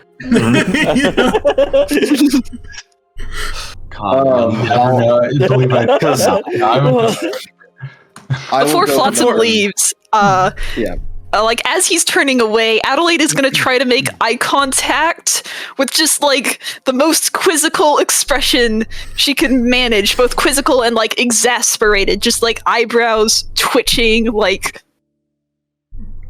What are you trying to communicate? Like, why are you trying to communicate? Like, why did you ask that? Or... Yeah. Oh, God. Or even what is happening. I can't respond with an expression. That's right. You have one face.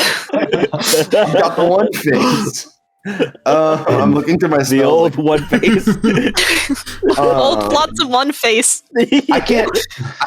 Can I, Cheeki? I don't know if we talk about this. Can my eyes move such? Yeah, you have like the eye shuttles, right? Yeah. Do a wink. Yeah. Yeah, but it's like you have it's a not lot like of control over your eye. Like concentric wink. I'll tell you. I don't know how to communicate. Like, if you really need to know, I'll tell you later. Just for now, I'll just like do the wink, I guess, with just my one eye.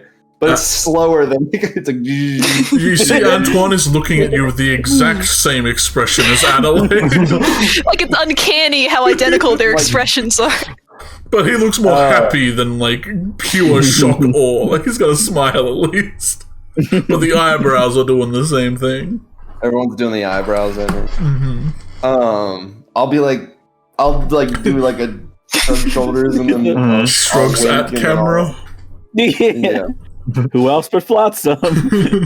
I'll walk behind Flotsam, just like up to the wizard table and give them some dumplings. And immediately walk away, just not saying anything. I'll still beat red. I'll go upstairs to Comet and Ra, and I'll knock on the door. Alright. Well, I guess I'll look. I guess Comet's door probably is. But I saw him go into Ra's room, right? Yeah. Whether you think he left or not is up to you, but...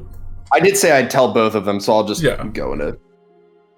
Also, I wanted to ask earlier, how did Antoine react to the mind magic that the bard just used on Silas, a member of his own party? Because we were just talking about enchantments. Well, that's enthralling performance. That's not directly magic, so whether he understands it as like an actual like enthralling magic, or if it's just purely like you played so good, they're loving it. Like he is also like half starving to death, so his perception might be a little.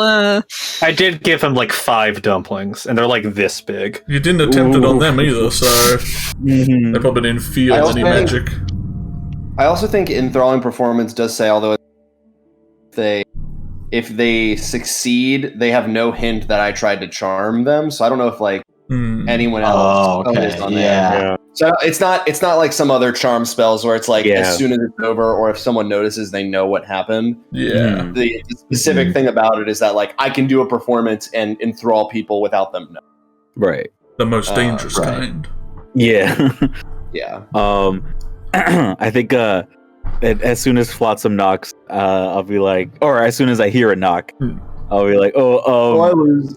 I think that's Flotsam. I have to go say goodnight in the hallway, so I'll be back. I'll put my cards down. Why does it have to be in the hallway? The acoustics. That's where I always say goodnight to Flotsam. Flotsam only likes it when I have to tuck Flotsam into his bed. Oh man, you're a weird one, but for some reason I believe you. Have a good night. All right, you too, Ra. You have a good night. We'll talk later.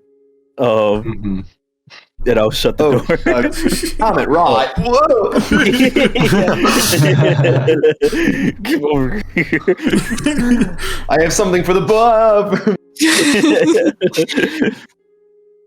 Oh, So I guess I move away. I'll tell Ra in a second. oh, did you want to talk to Raw for a second? Well, I had something to communicate to the both of you.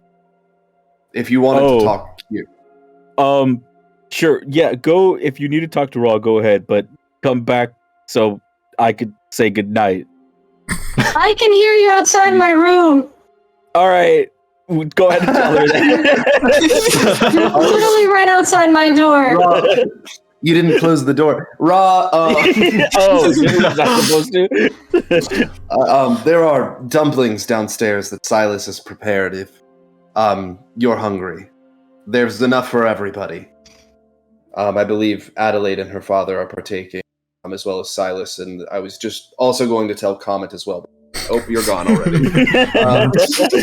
Well, At this point, Silas has packed away the purple ones in a little bag. Oh. She gives you a very serious look when you say dumplings, and you can tell there's some memory that's been evoked, and she just passes you and says "Good night, you two," and then just goes right for the food. You said you wanted to say goodnight to me, Comet? I mean, I could if you want to, but let's go in here. Into your room to say goodnight to me. I mean, where's your? Do you have a bed, Flotsam? I was staying in, I think, this extra room. All right, let's go in there then. I actually don't remember if I was staying in a room or not. No, I think Adelaide wasn't in there. Yeah, you were in the room above Adelaide's. Oh yeah, yeah, you. Oh, yeah, or across from hers. Yeah, I was this room. Yeah, yeah. I think you just sat around there. Are there women on these cards? Are these your cards? Yeah, I don't know. I asked Raw about that. She said they were good taste or something. I don't know. I don't think cards taste good though. But so what did you find? Sorry for getting right to it, I guess. How are you? I'm good, Colin. Okay, that's good. Did you need to say anything else, or? Comet, do you have something that you wish to ask? I mean, did you have a talk with Silas? Yes. And I mean, I guess anybody else down there. I had a conversation with Silas. Okay. How did that go? Not to continue to torture you, but I think I understand what attempting to get out of me. I had a conversation with Silas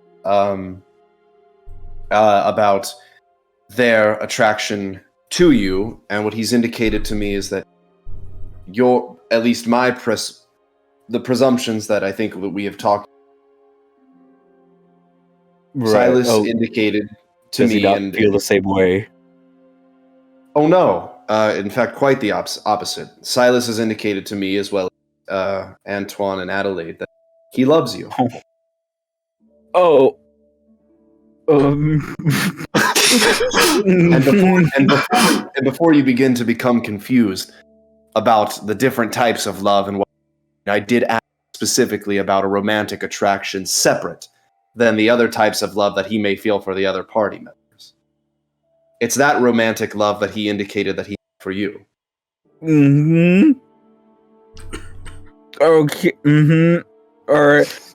Are you upset? You asked me specifically to ask about this, to acquire this information. Right, Flotsam. Look, by the way, I think I'm gonna deal with that first. I am sorry for asking you to do that. I know that me asking you to lie to a friend by not telling them the full story is probably not something you want to do. I know you would hate to keep information from people that you love, but I'm sorry.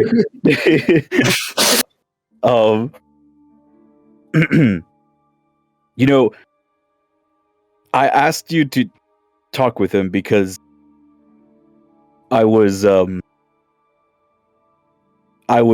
scared if he didn't feel the same way, but I never considered it would be scarier if he did. Oh no. Well, Comet, you're making me nervous.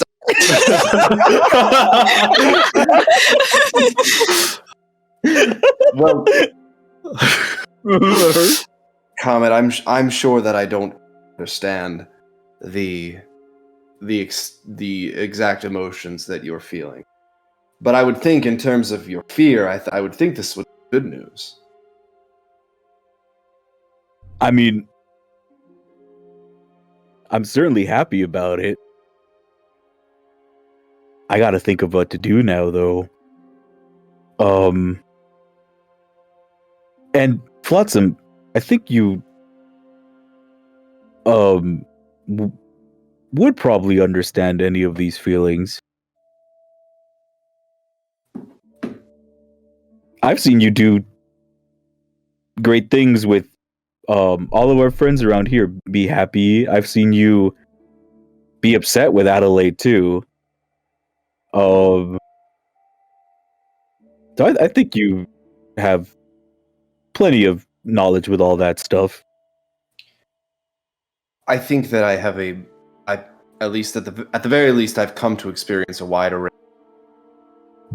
Romantic attraction is not one that I quite had the opportunity to, or I guess the inclination to explore. It's not something that comes as naturally to me as the way I see it coming to you and Silas. Oh, if what I'm doing is the regular way, then I'm sorry.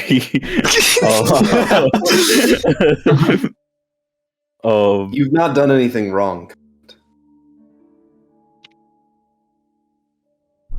Like, I don't think you have either. And Comet, are you awake? Hi. Out the window, quick, Down out the the window! hall. out the window. We're looking at women on cards. We're saying goodnight to women. We're looking at women on cards. Oh my god. Flotsam. I mean, if you ever want to explore that, and you need my help, I'm happy to help. Are you asking about? Thank you. I think I understand what you're saying, and I appreciate that I have that amount of trust in you. All right. Or that you have that amount of trust in me. Knock on the door. You guys in there? Raw? I'm telling Flotsam good night. Dinner's ready. I came to bring you some. I'll open the door. Silas, I was just I'm sorry I had sort of premiered that song for you, and seeing as I told you it was also about Comet, I thought that I should, at the very least, before I go to bed, sort of premiere it for Comet as well, because I thought that would be appropriate. Seeing as both of you as an inspiration, sort of my muses in that sense, I think it'll be fair that both of you be able to hear the number. And that's what we were talking about. I didn't mean to intrude. You can have these, and you'll put down 3 normal, like not the colored ones for Comet, and just like you two can go back to what you were doing, and I'll head back downstairs. Sorry to interrupt. You'll just walk down the hallway. You saw cards with women on them on the floor. Yeah. My violin I left downstairs. I just don't. Well, you didn't play the first one with the violin anyway, so really. I care to remind you, Silas is a fucking idiot and has no wisdom. I will. I ropes. think how long does enthralling performance last? Actually, Like a minute? I think it's for an hour. Oh, no, it's an hour. Yeah, For a minute lasts an hour, yeah. for a minute. I will like pick up the Spellbounds, whatever they are, and give them to Comet. Comet, I will play that song for you at another time. maybe you should go downstairs. I have to sleep. Oh, right. Yeah. Of course. Sorry. Oh, wait, I didn't want to lie about that. I'm so tired. I didn't want to lie about that, so I will say good night. So, hope you do have a good night, Flotsam. Get some rest, and thank you. And I'm gonna go to give him a hug, but then I stop and I'm like, oh wait, we talked about this before. Can I hug you? Of course, Connor. Oh, okay. And I'll go and give him an even tighter hug than before. Good night, Flotsam. And leave and close the door on my way out. Maybe put those cards away. What will people think? And he's like, no. You walk back in and they're just like, they're all over the walls. They've just... Maybe I can feel romantic. I'm gonna... Are these like, hold on, I don't know if this was said earlier. Oh, you cut out. You cut out. Can you hear me? Can you hear me? Yeah. Yes. Yeah. I was gonna say, are they like naked women on the cards? Like, I don't understand. All that I heard women on the cards. Women on card. That's all I said. Just this is a game about the imagination. If they're naked in your mind, it's okay. All right.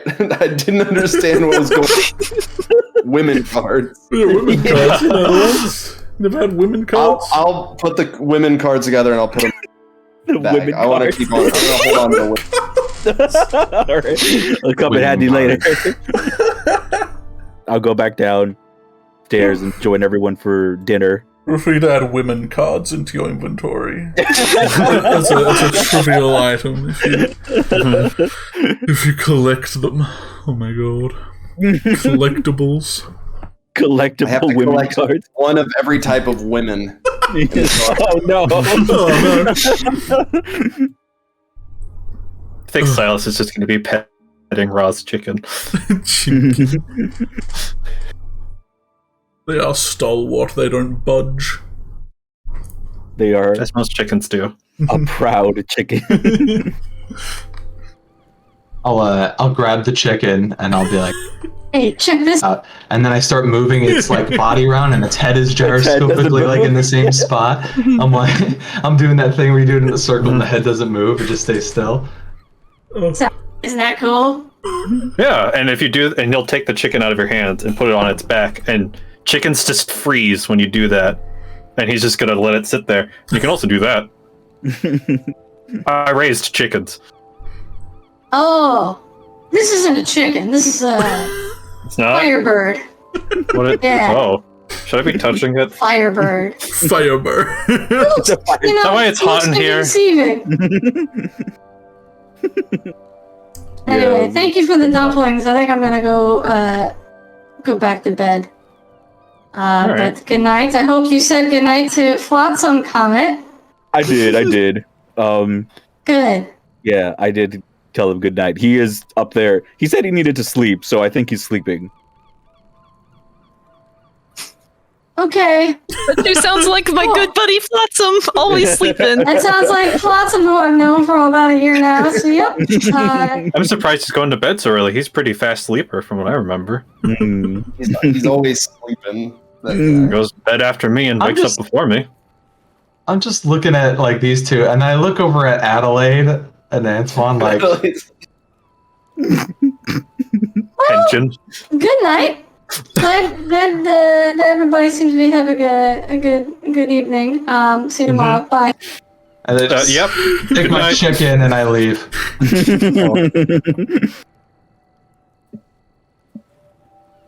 Oh, is this where we're eating? Okay. And I'll like join the chess game. I mean, it's good to eat wherever they're on the table. Oh, okay. Yeah, but this chess game is really good. It's really.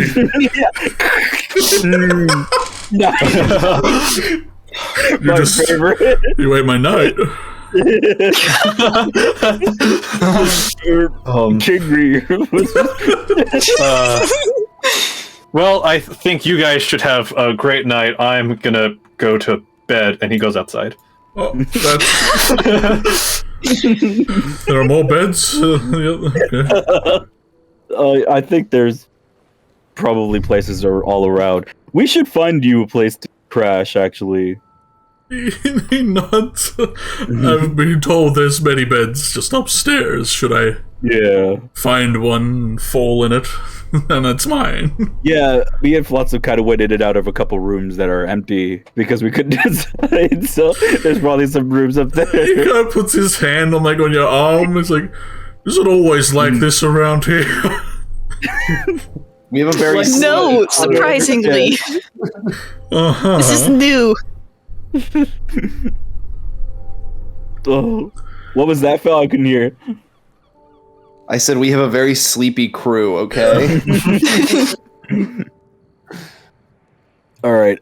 Yeah, you have been away for a while. You should go get some rest and stop eating these things because they're not that great.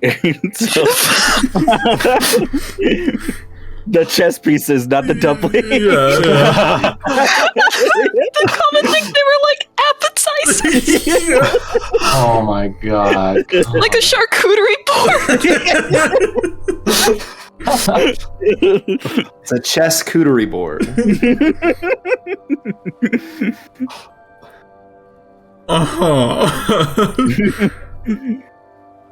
And you see kind of like Comet, so like he's kind of saying goodbye, but he's gradually like inching towards the door. Good luck out there, son. You're gonna need it. Ooh.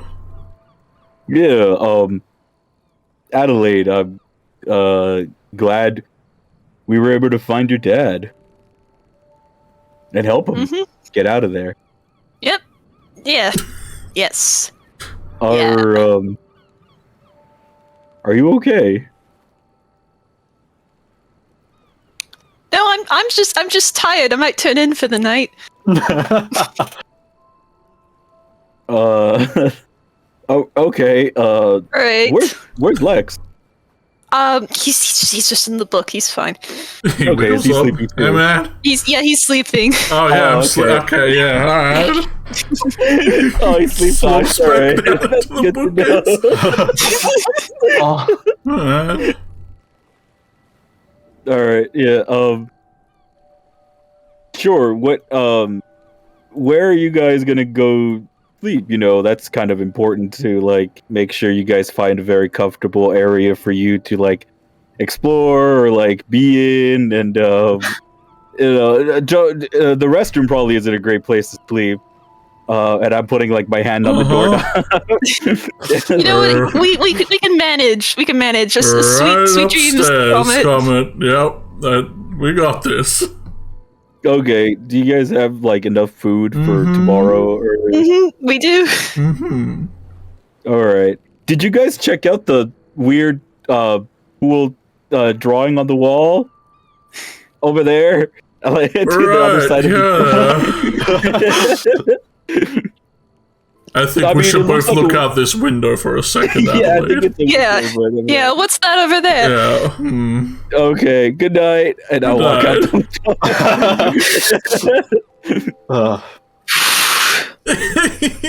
I assure you, this isn't normal. Very similar. Just. Well. That was a lot. That just happened. Is he okay? He kind of turns, pointing at Viridian, who's just laid out, just kind of snoring. Knocked out. No, you know, he's tired. Alright, just making sure. That's... Anyway, back to... throughout this whole time, he's kind of been asking you what you've been doing in your life. He had asked... When the game started, he started asking about like where you went to go learn magic, or if you've just somehow self-taught yourself all this.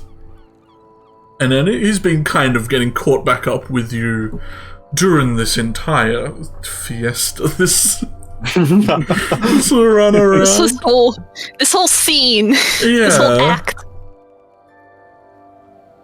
Oh man, this is... What's been going on? What is this session? You're It's welcome. the talking session. Yeah, it is. Silas is gonna be out in the field.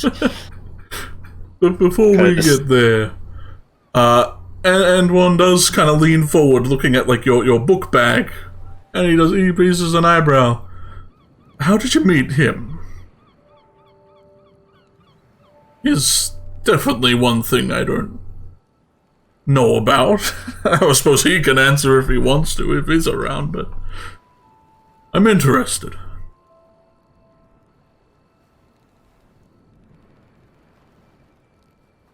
Well, she is gonna kind of look around to make sure that no one is there. You know, at the Magic Academy that I attended, you know, there was there's a group for advanced students, and I was picked out for it. And one of the benefits was an enchanted book, and that's Lex. He kind of gives like an of course gesture. Of course you're picked to be an exquisite student. That only makes sense. Yeah, it was uneventful. Kind of looks at you reading an open book. Well, I'm glad you two are safe. Well, as safe as you can be around here. I'm glad you're among company.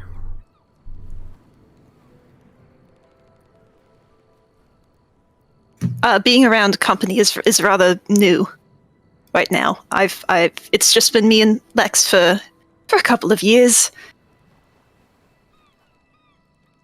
Well, I'm glad you at least had a friend who always has your back. I assume he always has your back. He does. Kind of squints at your book bag a little. I mean, if you want to talk to him, you can just say. I'm gonna have a talk with him, Adelaide. I might need a moment at some point, but I'm gonna have to talk to this guy.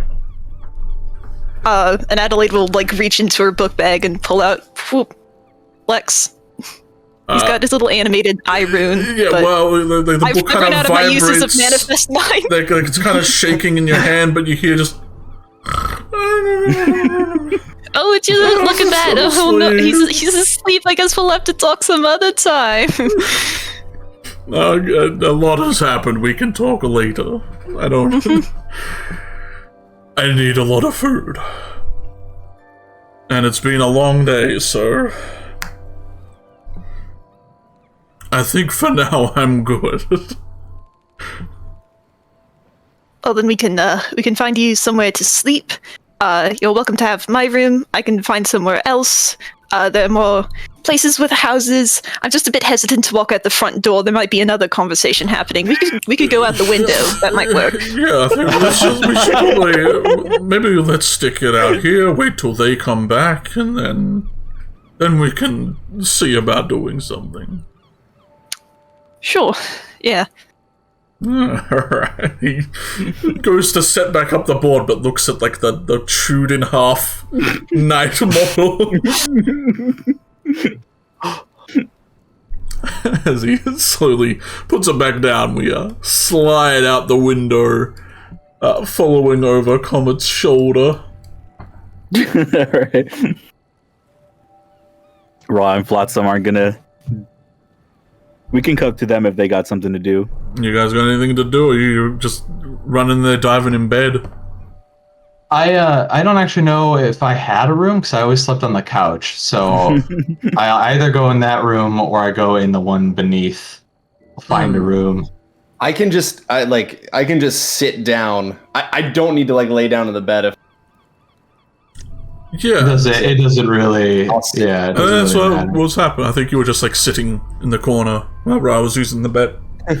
I just sit dutifully in the corner. Yeah. Watching. Propped up against the wall. Your glowing Your eyes red are like a nightlight. Nightlight. Yeah, I'm a little nightlight. Hey. Flotsam nightlight. Oh, dude, more merch. I don't have anything else that I need to do. I'm good. All right. So I think walking out, I'm gonna go like look, I guess, see if I see where Silas has gone. I assume, for convenience sake, we catch the tail end of him leaving outside. Yeah, at this point, he's probably not sitting too far out of town, and he's just kind of sitting with his like knees up towards his chest, and he's just looking at the blue moon. I'll walk up to him. I don't know where exactly he is, but I'll walk up to him. Yeah, we'll toss you some other cool map. The one where you when you were talking. We're talking. You're talking.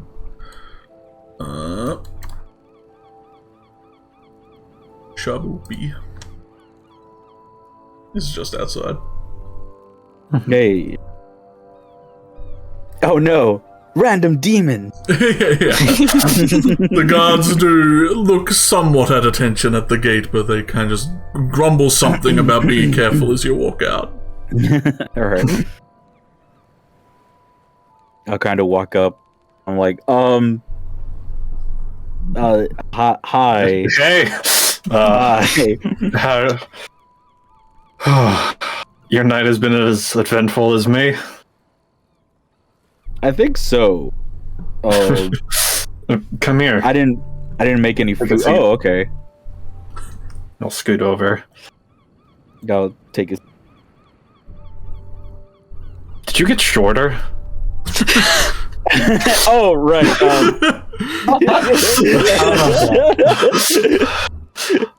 Sorry, yeah, I was showing Raw something, and I'll just like back to my original size. Okay.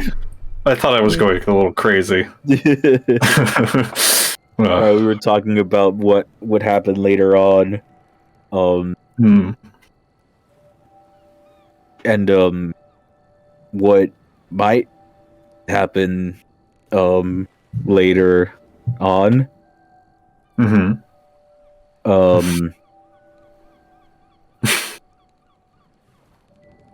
So I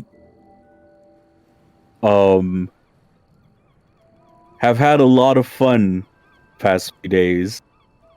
It's actually been, despite all the trauma, one of the best times I've had in a long time.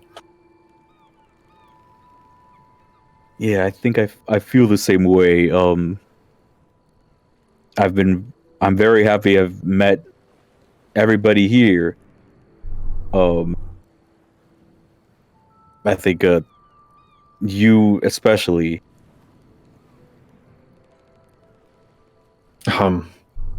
Here, and he plucked like a few dandelions out of the ground. I know you like flowers, so I couldn't find any of your special ones, but maybe we can put some new meaning behind something like this. I'll grab the bundle that you have. I was like, well, now these are special too. I thought it could be like some funny joke, like dandelion. I'm a lion. What's dandy mean? I think it means beautiful. And I'll kind of put them. I'll open my book, and you see a bunch of the twinkle blooms in there, and I'll find a new page for them, and then I'm gonna stamp them down into the book, and I'll be like, I'll make a place for them. Oh, yeah. Oh, Comet. Yeah.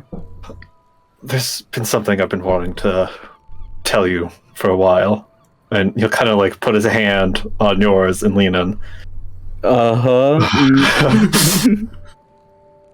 Since we started this adventure in this crazy land, you've always been the most reliable person I can always count on.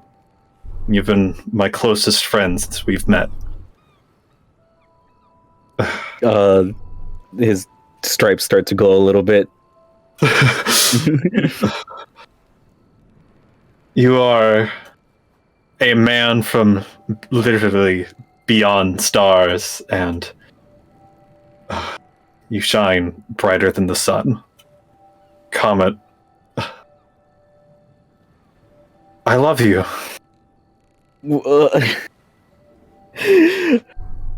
Silas, if I fell to find you, I'm glad I did. You gave me something before. I hold up the little wooden star. And now I think I found what to give you. And I'll lean in and kiss him. Yeah! It finally happened! Yes! Yes! The slow burn is over! Oh, I'm sweating.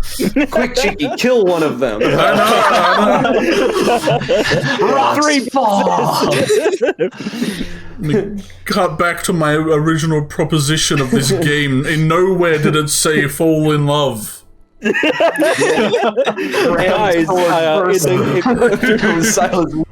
Yeah, Graham kills him. You should have trusted Silas all along. Nowhere in the DMG does it talk about when players characters fall in love with each other. What do I do? What do I do? Junk! What does it say? What does it say? Guys, you have to read your contract. You didn't sign this. You didn't sign this. Not me googling the ceremony spell during. Hang on, I gotta bring out all the bosses that have died. They'll show up. Right now. All your instances come back to life, and they're gonna kill you. Yeah. And I'll go story form too, so everything's shining. The full-on anime moment, ladies and gentlemen. Yeah, I think if Comet goes starry, Silas, the radiant energy will go poof behind him. So you rage, is what I hear. Yeah. You get He feels an so intense emotion. It's love. It's passion. It's the same thing when you think about it. Yeah, right?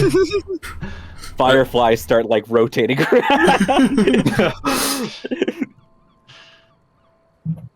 That'll be it. We can come back to something else. We'll fade to the blackest of black. We'll fade. Yeah, that's the end of that night. Camera pans up to the night sky. Yeah. Cheeky's now I can kill them. Yeah. It finally happened. They're happy. Now die. I dare y'all to step into the town. Go on. I dare put one foot in. You won't. I'll kill you all right now. In terms of the way that narrative structures normally out. Good. Oh, can you hear me? Things are going pretty good for us. Ra and Flotsam have kind of reached a pinnacle of their arc. We found Adelaide's dad. Two of our characters just fell in love. We can only go down from here. Yeah.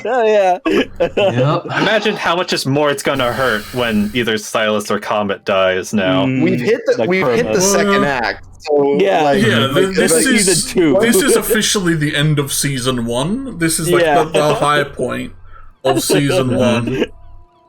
Finally, this is the end of season 1. Well, yeah, you just go. Is this a 2-season show?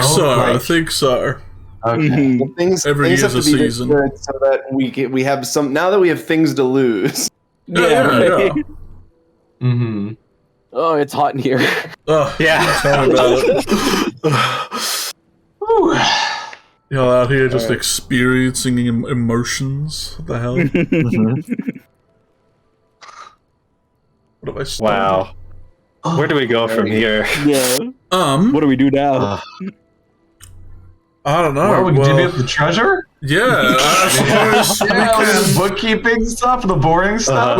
we can sidle straight into like the next day if we want. Everyone kind of upkeeping or doing some tomorrow stuff, considering that session was literally like 2 hours in game. If not even that. Like 2 hours out of game. Yeah, like holy moly. Oh dang. Yeah, I'm fine with jumping to next day. Yeah, we can plan. Yeah, there is something I do want to do. I might head out for tonight. Since we started early, I might head out now. But you guys are obviously free to do whatever it is that you want. We probably won't go I'm for probably crazy long, but I think I'm probably gonna head out. alright, man. Should we just call it here? We can. This This is a really good note to end on. Yeah, I suppose if there was honestly. any better note. We can do all the bookkeeping like off Screen. Yeah. Yeah. What a place to end it. Works for me. So Well, we'll see you guys later. Wow. Bless. All right. Love you guys. Have a good night. Love it. Bye, Phil. Night. Good night, everybody. Good night. Miss you. No, See you bro. later. holy moly. Holy shit. Disappeared on the stream. Yeah, I gotta try. Oh yeah, you're like. Where's everyone? I'm a shoulder. Where's everyone? Oh, no. This camera's no better. What is that? Oh fuck. Man, this is a game. Right. No, it's This a is living. this is WTF did I just witness? I showed. Is that what I do? That's what I do. Yeah. Guys, did we just play D&D? Yeah. Yeah. Here I was joking all about like these this notes being like and a stuff. Bloody hell. soap opera, but I was just thinking that. Well, goddamn. Fuck. I will damn. say, like, thank you for an amazing game for the year, you fellas. If anything made that hell of a year more manageable was having this to look forward to, so just a quick thank you. What a place to end it for right the now. year. Yeah, what a good end of the year. In terms of D&D games, who knows what kind of rapture's gonna hit before the proper end of it. Yeah, but I mean, it is episode 40 next time. it is episode so 40. It's gotta be something big. Oh, it'll be. That's a lot. You didn't even figure out why Melody had a dope new hat. No. That's right. We didn't even talk to them. Wasn't there for This dinner? has been I know. like 3 hours of night. Yeah.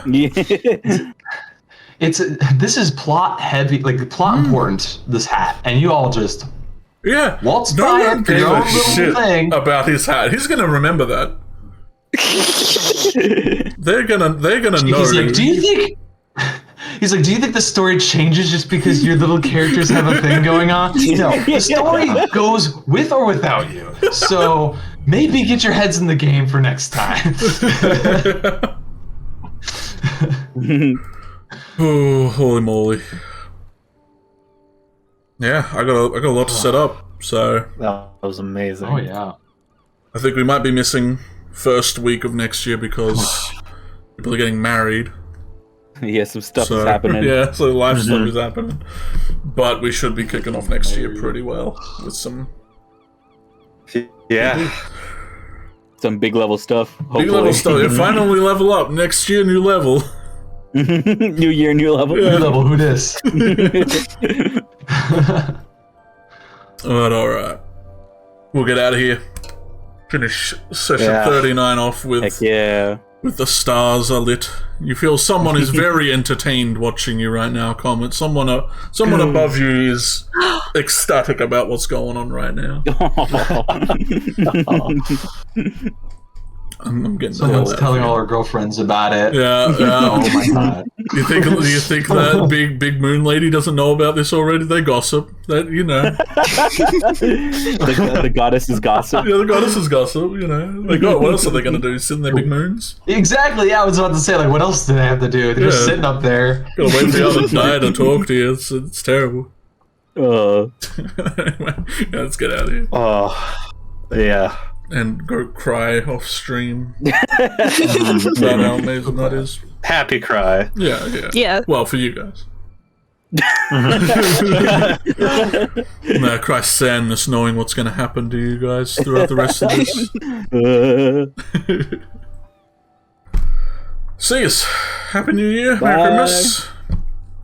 Happy New Year, everybody. Bye. See you next time. Bye. Bye.